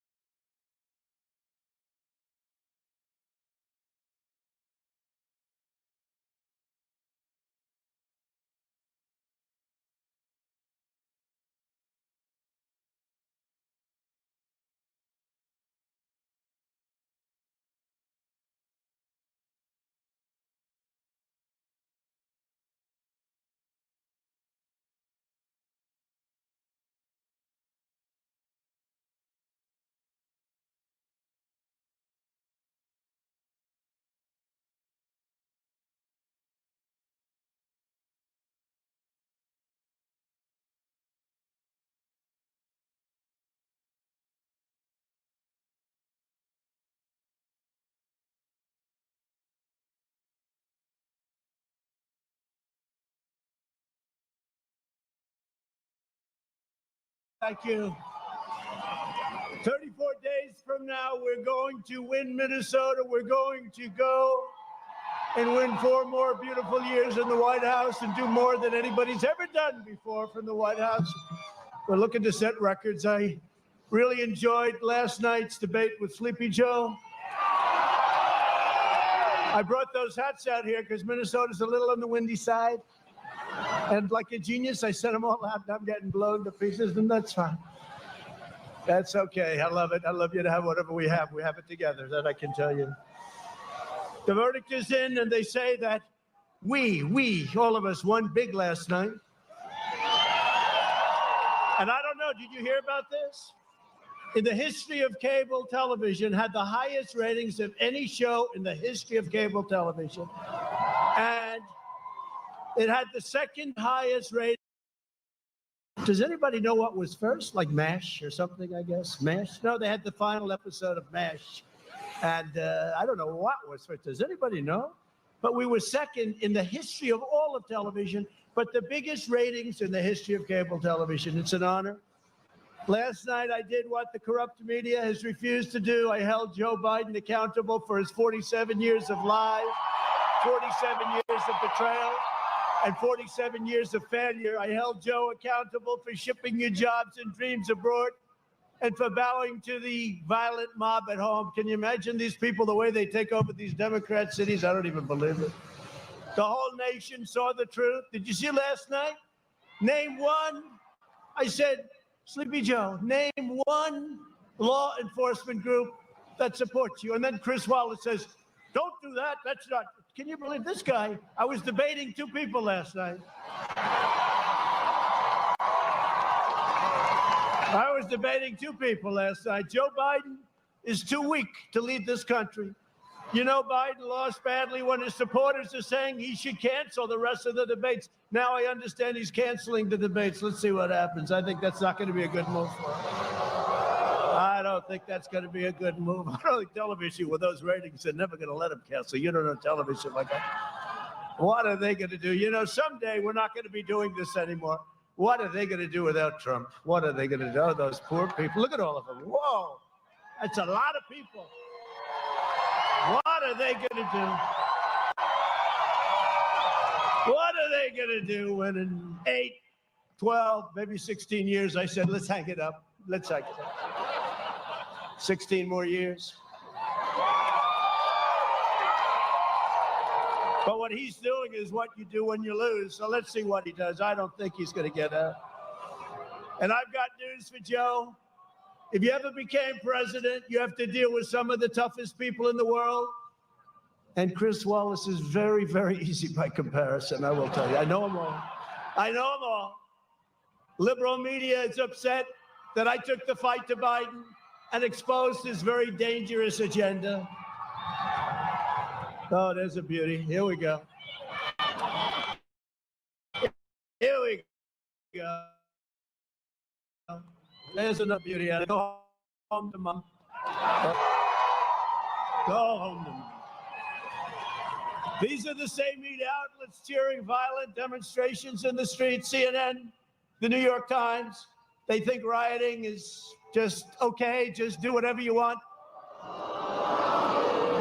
You can do whatever you want. You don't have to wear masks. You just riot. 25,000 people standing on each other's face. Do whatever you want. Can you go to church? No. Can you go to restaurants? No. Can you do anything? No, but you can riot. That's okay. Arson's okay, but challenging Sleepy Joe is totally off limits.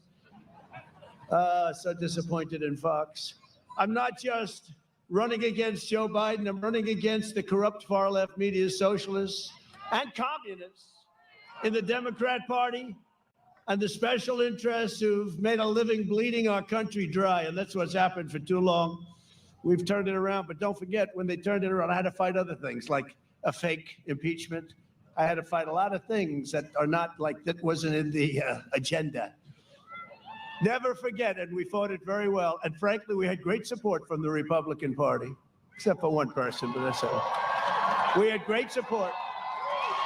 Never forget, they are coming after me because I am fighting for you, and that's true.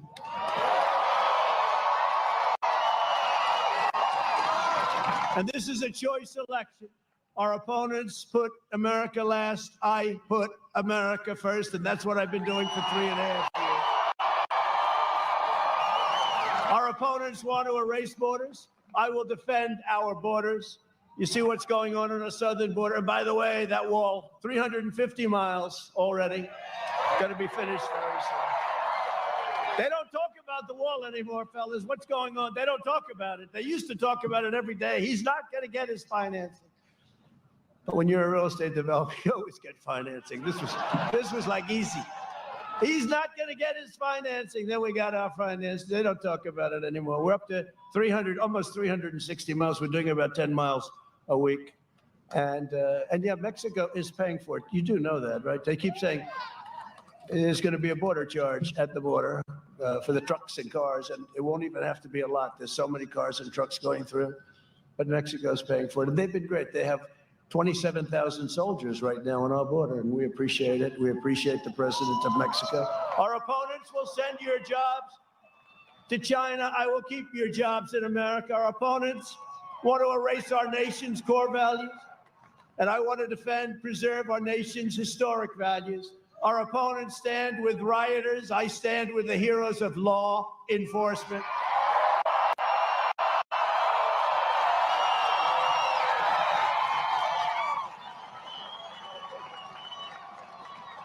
Did you see last night? I said, say the words law enforcement. Don't even say good or bad. Sleepy Joe, say law enforcement. He goes, no, I'd rather not. Say law enforcement, Sleepy Joe. Law enforcement with safety.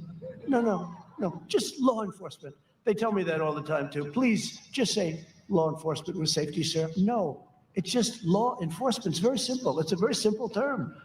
Not with safety, unsafety. I mean, it's law enforcement. He wouldn't say it, right? Then I said, name one group in the entire nation.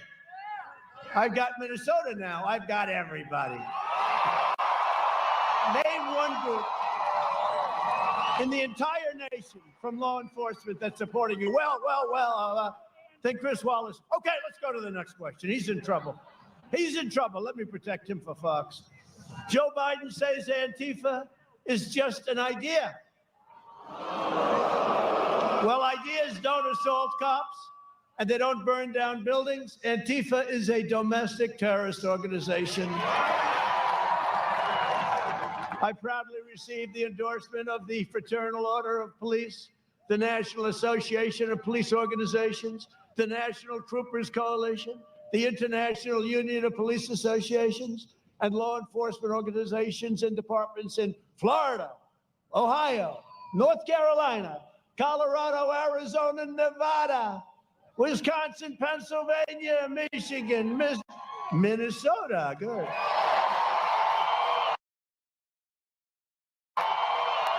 I was getting worried. Texas, New York's finest. They've never done it before. They came in New York's finest. These are great people. They could solve that problem in 2 minutes. All they want is their authority back. It's been taken away from them horribly. New York's finest never endorsed a candidate for president before, and they're great people. They can do it. New Jersey, Illinois, and many, many more. I won't bore you, but I could go on all night. I just a joke. Give me one, please. He was joking. I'll tell you, he got saved. Joe Biden is saying he owns the socialism and extremism in his party, that he owns it. It is, it's not his party. It's not Joe's party. That's not. You got crazy Bernie, you have AOC +3. You got all these crazy people, these maniacs. You have the Green New Deal. How about the Green New Deal? He disavowed it. Then he said, no, I agree with it. I said, Joe, it's $100 trillion. That's more money than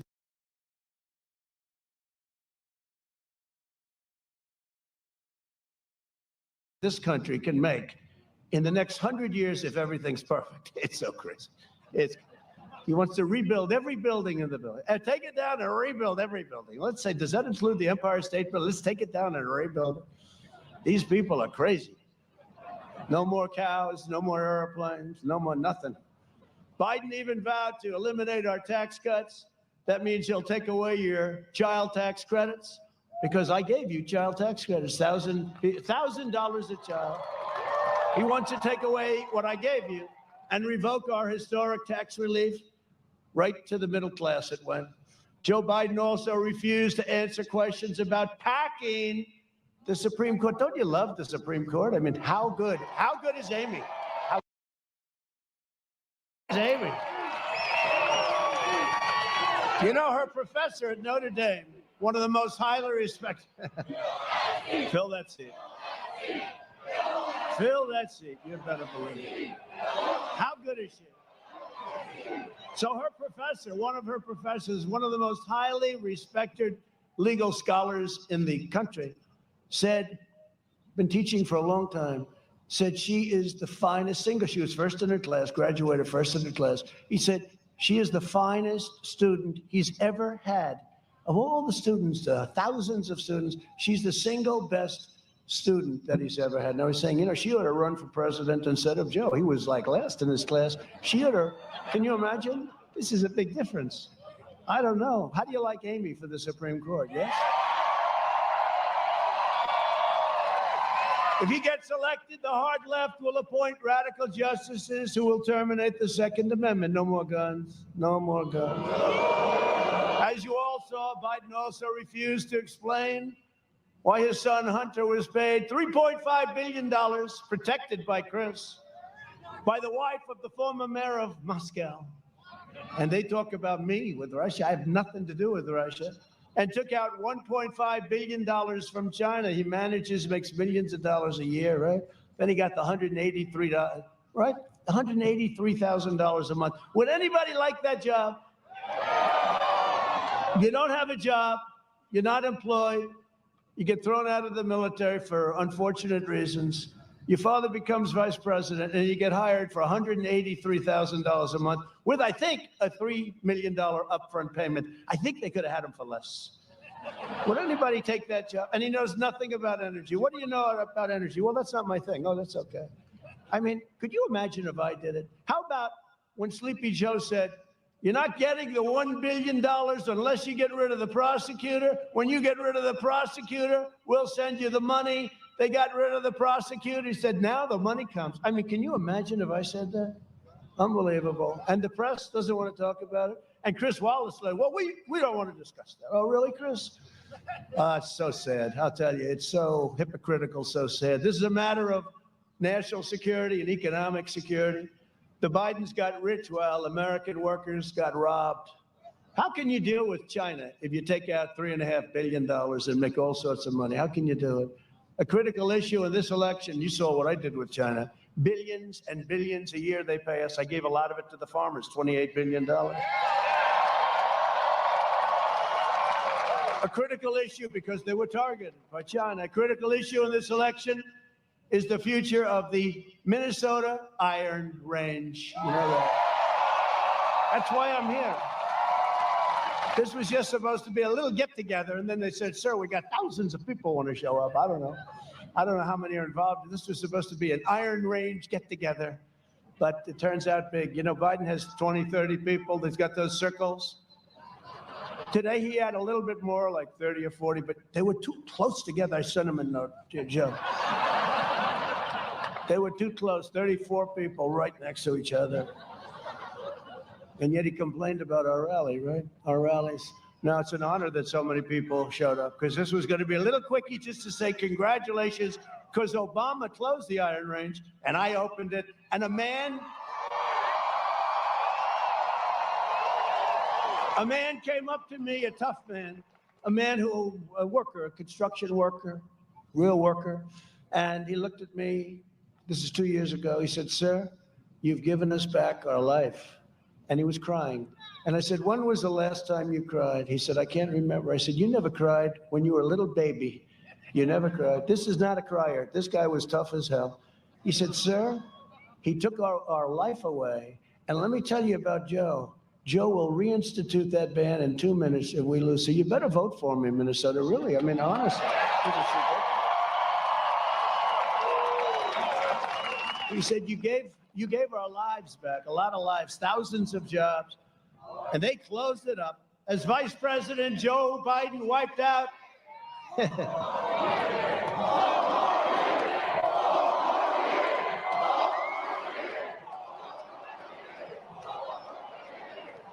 He wiped out so much, and that includes what he wiped out in the great state of Minnesota, and we're not going to let it happen anymore. We're not going to let it happen anymore. Thousands and thousands of workers. We're not going to let it happen anymore. They were all laid off, and now they're all back. And by the way, they say, what the hell do I know about iron ore? But I've bought a lot of steel and a lot of iron over the years. But you know, they say it's the greatest iron ore anywhere in the world, and you should have it. After I put tariffs on foreign steel, the iron rage came roaring back. But the biggest thing I did was knock out his executive order. I've knocked out so much of the things that he did. He can't like me too much. I would say he doesn't like me too much. Hey, did you see what happened with the FBI today? They caught them cold. Comey either has the worst memory in history. Did you see? I don't remember that. Did you spy on President Trump's campaign? Gee, I don't remember that. Did you go for a coup? Did you go for a coup? I don't remember. I'll tell you, we caught him cold. It's about time that something happens, okay? It's about time that something happens. It's enough. We got plenty of information on these crooks, bunch of crooks. Thing like that's never happened in the history of our country, and it's about time that something happens. We rescinded the federal withdrawal in Superior National Forest. You'll know all about that. You people especially, to restore mineral exploration for the iron ore miners in Minnesota. Well, we've done for Minnesota. I lose Minnesota, I'm never coming back. I don't care. I'm never coming back. We protected Iron Range workers from frivolous lawsuits. That was a big deal, right? The frivolous lawsuits. We started construction on the Sulak to get iron ore to market very quickly. So not only did we open it, we get it to market, we fixed the locks, because you couldn't even get it out. Those things were so old and broken. Now they're going to be very shortly in perfect shape. I opened up permitting for copper, nickel mining. Anybody involved there? Oh, it sounded a little far up, but you got a lot of people doing that. And I strongly support the replacement of the decaying Line 3 pipeline. We're going to replace it. It's all done. It's all done. All of this is why 9 Democrat mayors of cities in the Iron Range have endorsed me over Sleepy Joe Biden. Are they here tonight? I don't know if they're here tonight. These people are fantastic. Look at these great congressmen. Where are they? Oh, stand up. Wow.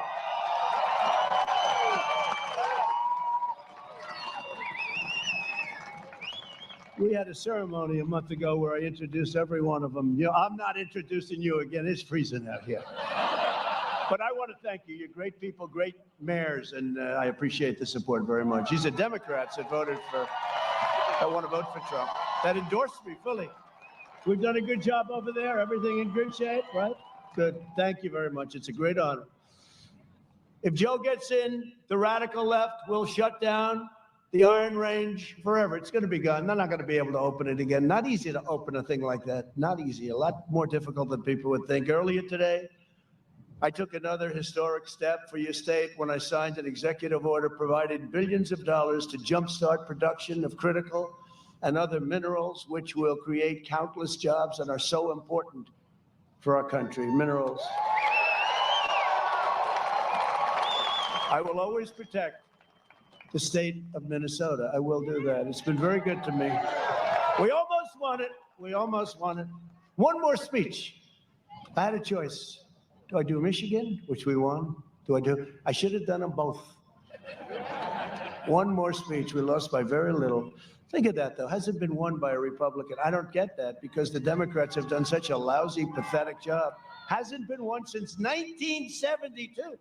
Reagan lost it. It was the only state he lost, remember? So we're going to change that. We've got to change it. Who's going to do what we've done for you? Right? Another massive issue for Minnesota is the election of Joe Biden's plan to inundate your state with a historic flood of refugees.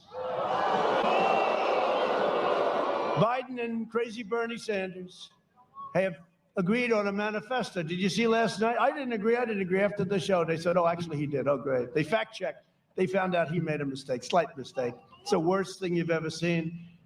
But they pledged a 700% increase in refugees. 700%. Congratulations, Minnesota. Congratulations. Now, and what about Omar, where she gets caught harvesting? What the hell is going on? I hope your U.S. attorney is involved. What is going on with Omar? I've been reading these reports for 2 years about how corrupt and crooked she is. Let's get with it. Let's get with it. I mean, frankly, harvesting's terrible, but it's the least of the things that she has done. How the hell? Then she tells us how to run our country. Can you believe it? How the hell did Minnesota elect her? What the hell is wrong with you people? Right? What the hell happened? These guys in the stand up. Are you a big fan of Omar? I don't think so. Stand up. Look at this guy. It looks like nobody's going to fight him. I don't think you're a big fan of Omar, right?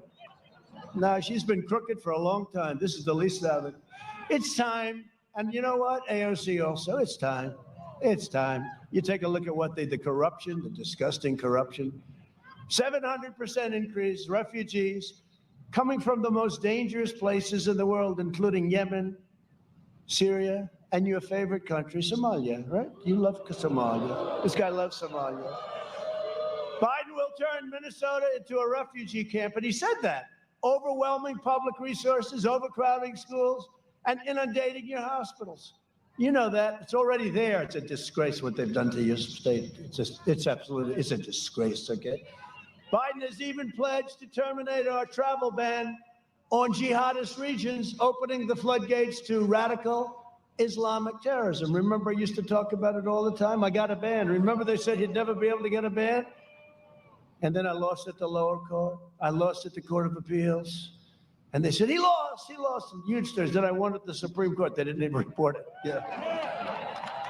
And they still say he lost on the travel ban. He lost. But they're talking about the first two courts. They forget to say that at the Supreme Court we won. These are the most dishonest people. It's hard to believe, actually. But look at all those cameras. That's a lot. They love it. I love every time I'm getting ready. You know, they've gotten very good at this. Every time I'm getting ready to hit them, the lights just go off. You know those red lights? My administration is keeping terrorists, extremists, and criminals out of our country, and we're keeping them the hell out of Minnesota. And we've ended the refugee influx into your state. You were one of the most hard-hit states for whatever reason. We've ended it. You know that, right? Do you know that? Does anybody know this? Does anybody know this? I don't think they tell you about it, but, you know, they talk about the suburbs, women in the suburbs. I ended a regulation that nobody would have done. This brings public housing, low-income housing into the suburbs. And by the way, just so we can get this straight, 30% of the people in the suburbs are low-income people. 30% of the people in the suburbs are minorities. And so we're ruining this American dream for everybody. But he's got a plan. It's the worst thing you've ever seen, having to do with zoning. They zone you out. They build low-income housing next to your house. It's crazy. And then I hear, I'm not doing well in the suburbs. I'm not doing well in the suburbs. Are you people crazy? Are you crazy? I just explained this. No, I just explained it. Thank you. No, it's crazy. And they came to me, great people, Ben Carson, a lot of great people. And they came to me and they said, sir, why don't we just amend it? I said, no, really, I want it out. I want it over. I want it ended. Well, it would be a lot easier to amend it. I said, no, I want it over. It's not right. It's killing your suburbs. And it is. It's killing your suburbs. And then they say, women in the suburbs don't like President Trump. I don't think so. That happened last time. Remember? That happened last time. Remember last time? They said he will not do well with women. He will not do well with women. He will not do well with women. These were the idiots on election night 4 years ago. He will not do. This will be a very short night for Donald Trump at the time. This will be a very short. Then at the end, they said he did really well with women. That was sort of weird. Anyway, we did well with everybody, actually, and we're going to do even better now. We have more enthusiasm. Look at this crowd. This was supposed to be a few people. This was supposed to be just a little celebration. I said, oh, good, a little celebration. I figured a couple of hundred people like Sleepy Joe gets at his best day. I said, how many people? About 10,000, sir. I said, oh, that's yes. In just 3.5 years, we've secured America's border, rebuilt awesome power of the U.S. military, obliterated the ISIS caliphate, fixed our disastrous trade deals, and they were a disaster, and brought jobs back home to America and back home to Minnesota. We brought a lot of jobs back.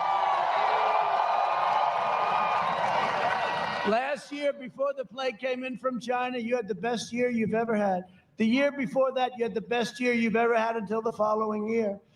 And we're doing it again. We're building it up rapidly. China came up. They gave us the plague. It's no good. We're never going to forget that. I did a trade deal. The ink wasn't even dry.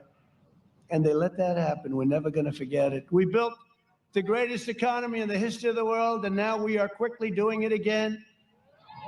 We've added a historic 10.6 million jobs in the last 4 months. That's a record, the likes of which has never even been close to being challenged.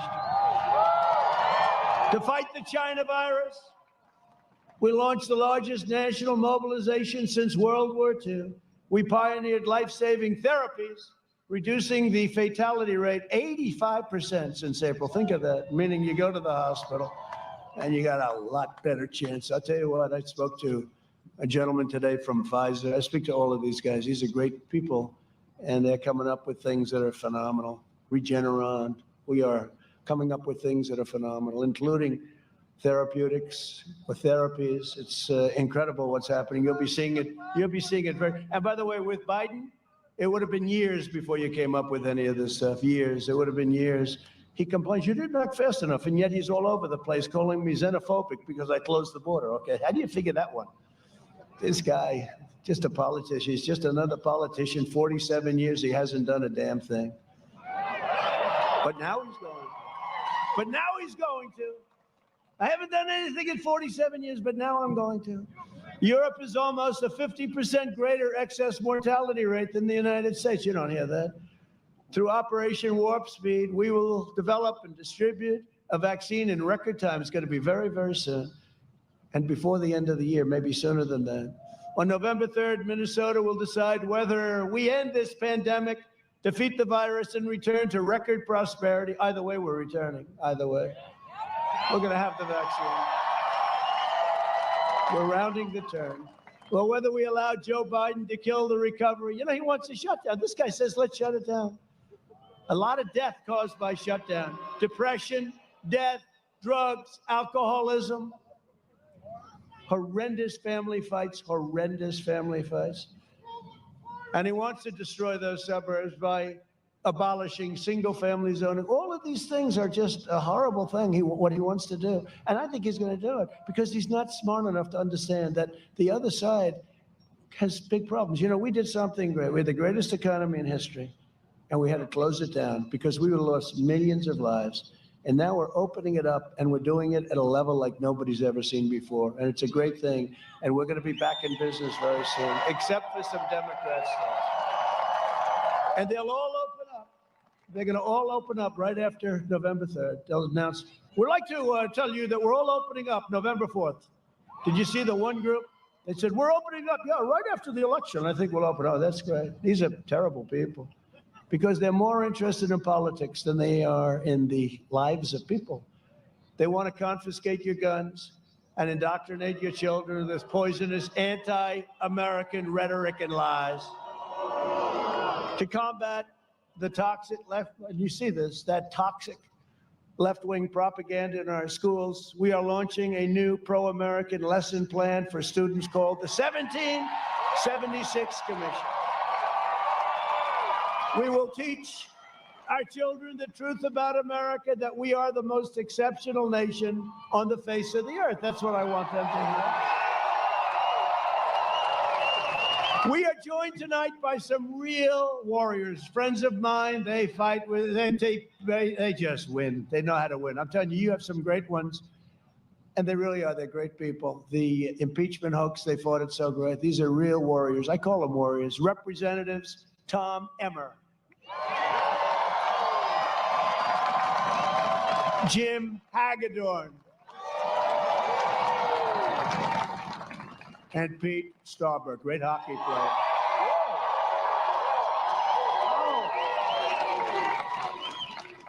And I'll tell you, we have some incredible congressional candidates that we're going to work because we got to get Nancy Pelosi the hell out of there, and we're very close. We have some candidates. Tyler Christner, where's Tyler? Where's Tyler? Thank you, Tyler. Great job. I hear great things, Tyler. A man with the greatest name in politics, Lacey Johnson. Great guy. Great guy.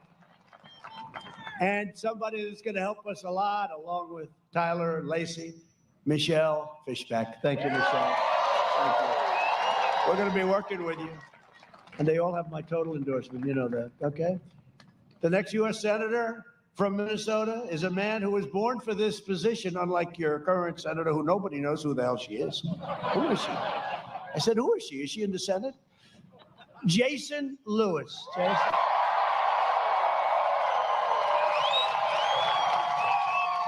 Thank you, Jason. Great job you're doing. We got to get Jason in. Got to get them all in. RNC co-chairman Tommy Hicks. Tommy Hicks. Thank you, Tommy. And Mike Lindell, he makes more pillows, this guy. He makes more pillows. Thank you, Mike. He goes to a lot of my rallies. He likes these rallies. And we like him. Here as well tonight is 96-year-old World War II veteran, Dr. John Ringsred.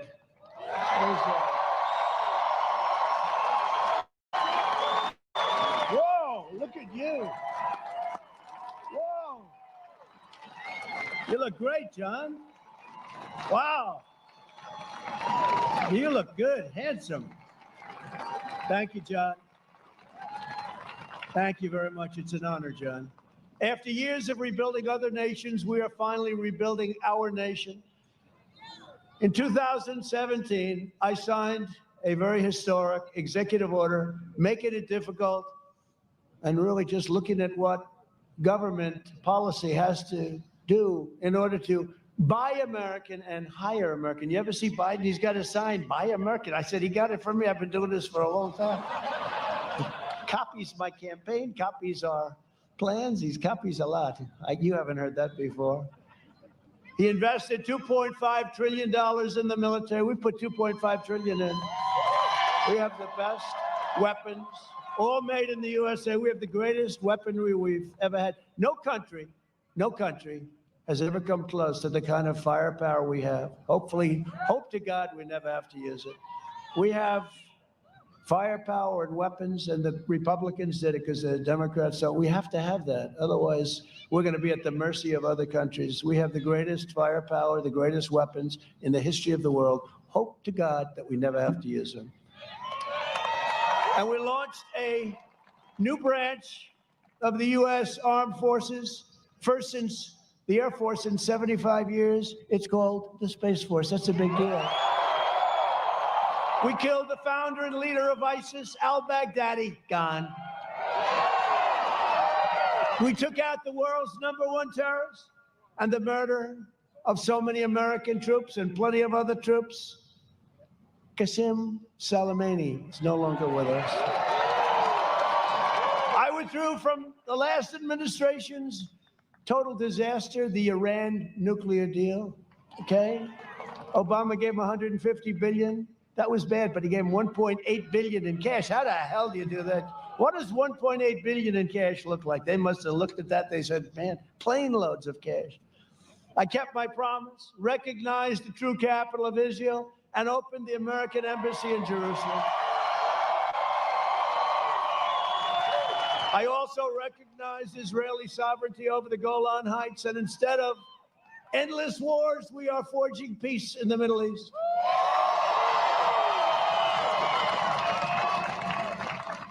And I was nominated for 3 Nobel Prizes, and not once, I didn't get one song. I didn't get one song. I have to tell you, because they refused to write it. When Obama got his Nobel Prize, they didn't, I mean, it was the biggest story I've ever seen, right? And he didn't even know why he got it. He got it like immediately upon taking office. What a difference. But I told my first lady, I told our first lady, darling, you're going to be so proud of me tonight. we're going to watch television, and you're not going to believe how big this got. What happened? What happened? Darling, I was nominated for the Nobel Peace Prize for Israel, right? Bahrain, United Arab Emirates. And then again, I was nominated again for Serbia, Kosovo, all different. Then I was nominated a third time. But I said, first time, second time I was a little bit, yeah, I know. I love you too. But I said to our First Lady, watch this tonight, darling. It's going to be. And I turned to Lester Holt, #2 show. I turned to Lester Holt, and they covered one story was about rain. Another was about the environment. Another was about something else. Another was a bad hit on me. Another was something else. So now we're through with about half of it. Now they went to the longest commercial I've ever seen. Not supposed to. You know, when you report the fake news, you're not supposed to get free airtime from the U.S. government, right? Does that?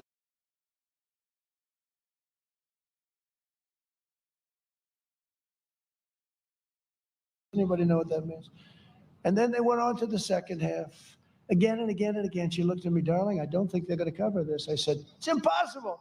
It's a nomination for the Nobel Peace Award. It's impossible. Guess what? It ended. We got nothing. Then 3 days later, we got nothing. And on the third time, I said, let's not even watch. We're not going to get in it. These people are sick.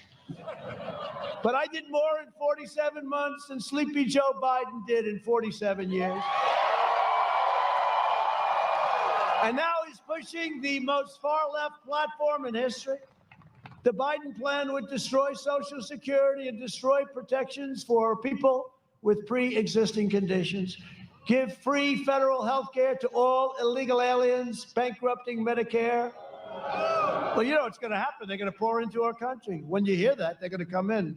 They're very smart, very sophisticated. You'd be surprised. Ban school choice and ban all charter schools. No more charter schools, no more school choice. Well, we're making a lot of progress. In the second term, I will provide school choice to every parent in America. A vote for Republicans is a vote for safe communities, great jobs, and a limitless future for all Americans. And in conclusion, over the next 4 years, we will make America into the manufacturing superpower of the world. And we will end our reliance on China once and for all. Did you see what he said last night about manufacturing? Well, Obama said we're not going to ever have manufacturing again. You need a magic wand. Last night he said we're doing manufacturing. No. They gave up on manufacturing. I have almost 700,000 manufacturing jobs. I said, how can you lose manufacturing? These bad news, they lie. We will make our medical supplies right here in the United States. We will hire more police, increase penalties on assaults. And we will ban deadly sanctuary cities. We will uphold religious liberty, free speech, and the right to keep and bear arms. Second Amendment. We will strike down terrorists who threaten our citizens, and we will keep people out of our country. Thank you. But we will keep out of these ridiculous, endless wars in countries that you've never heard of and you never will hear of. It's ridiculous. And we're bringing them all home. You see that. We will maintain America's unrivaled military might, and we will ensure peace through strength. That's what we have. Ridiculous. We're all over the world. We're in places nobody ever heard of before. We will end surprise medical billing, require price transparency. I've already signed it. Can you believe it kicks in on January 1st? Can you imagine if this clown gets in and they'll say, you got price transparency. What's that? That'll have such an impact. It kicks in. I said to my people, do you think you could have kicked it in a little bit earlier? And further reduce health insurance premiums and the cost of prescription drugs, which we're going to be bringing down massively because of favored nations. We will strongly protect Medicare and Social Security, and we will always protect those incredible people, as I said, with pre-existing conditions. America will land the first woman on the moon, and the United States will be the first nation to land an astronaut on Mars, and it will be soon. You have to see NASA has become again the greatest space center in the world. You had to see what it looked like when I took over. It was terrible. We will stop the radical indoctrination of our students and restore patriotic education to our schools. Right? We will teach our children to love our country, honor our history, and always respect our great American flag. And we will live by the timeless words of our national motto, "In God we trust."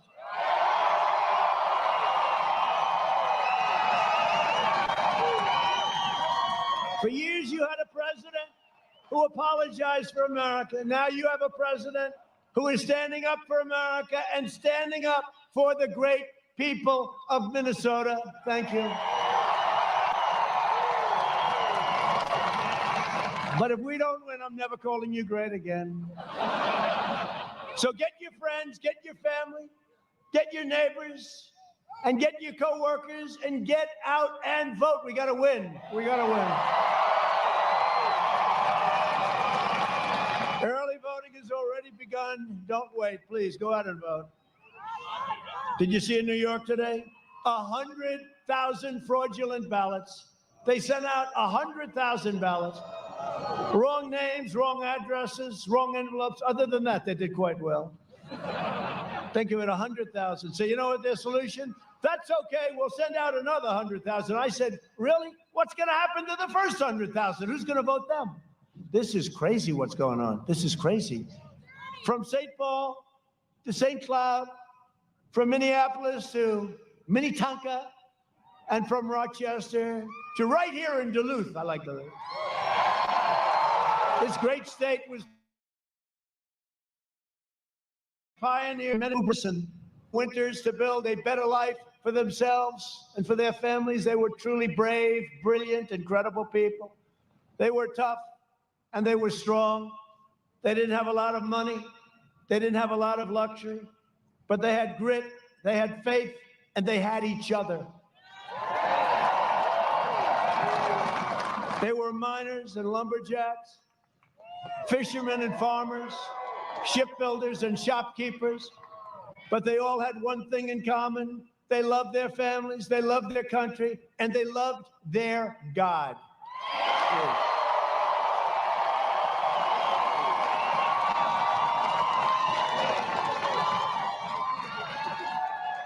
Proud citizens like you helped build this country, and together we are taking back our country. We are returning power to you, the American people. With your help, your devotion, and your drive, we are going to keep on working, we are going to keep on fighting, and we are going to keep on winning, winning, winning.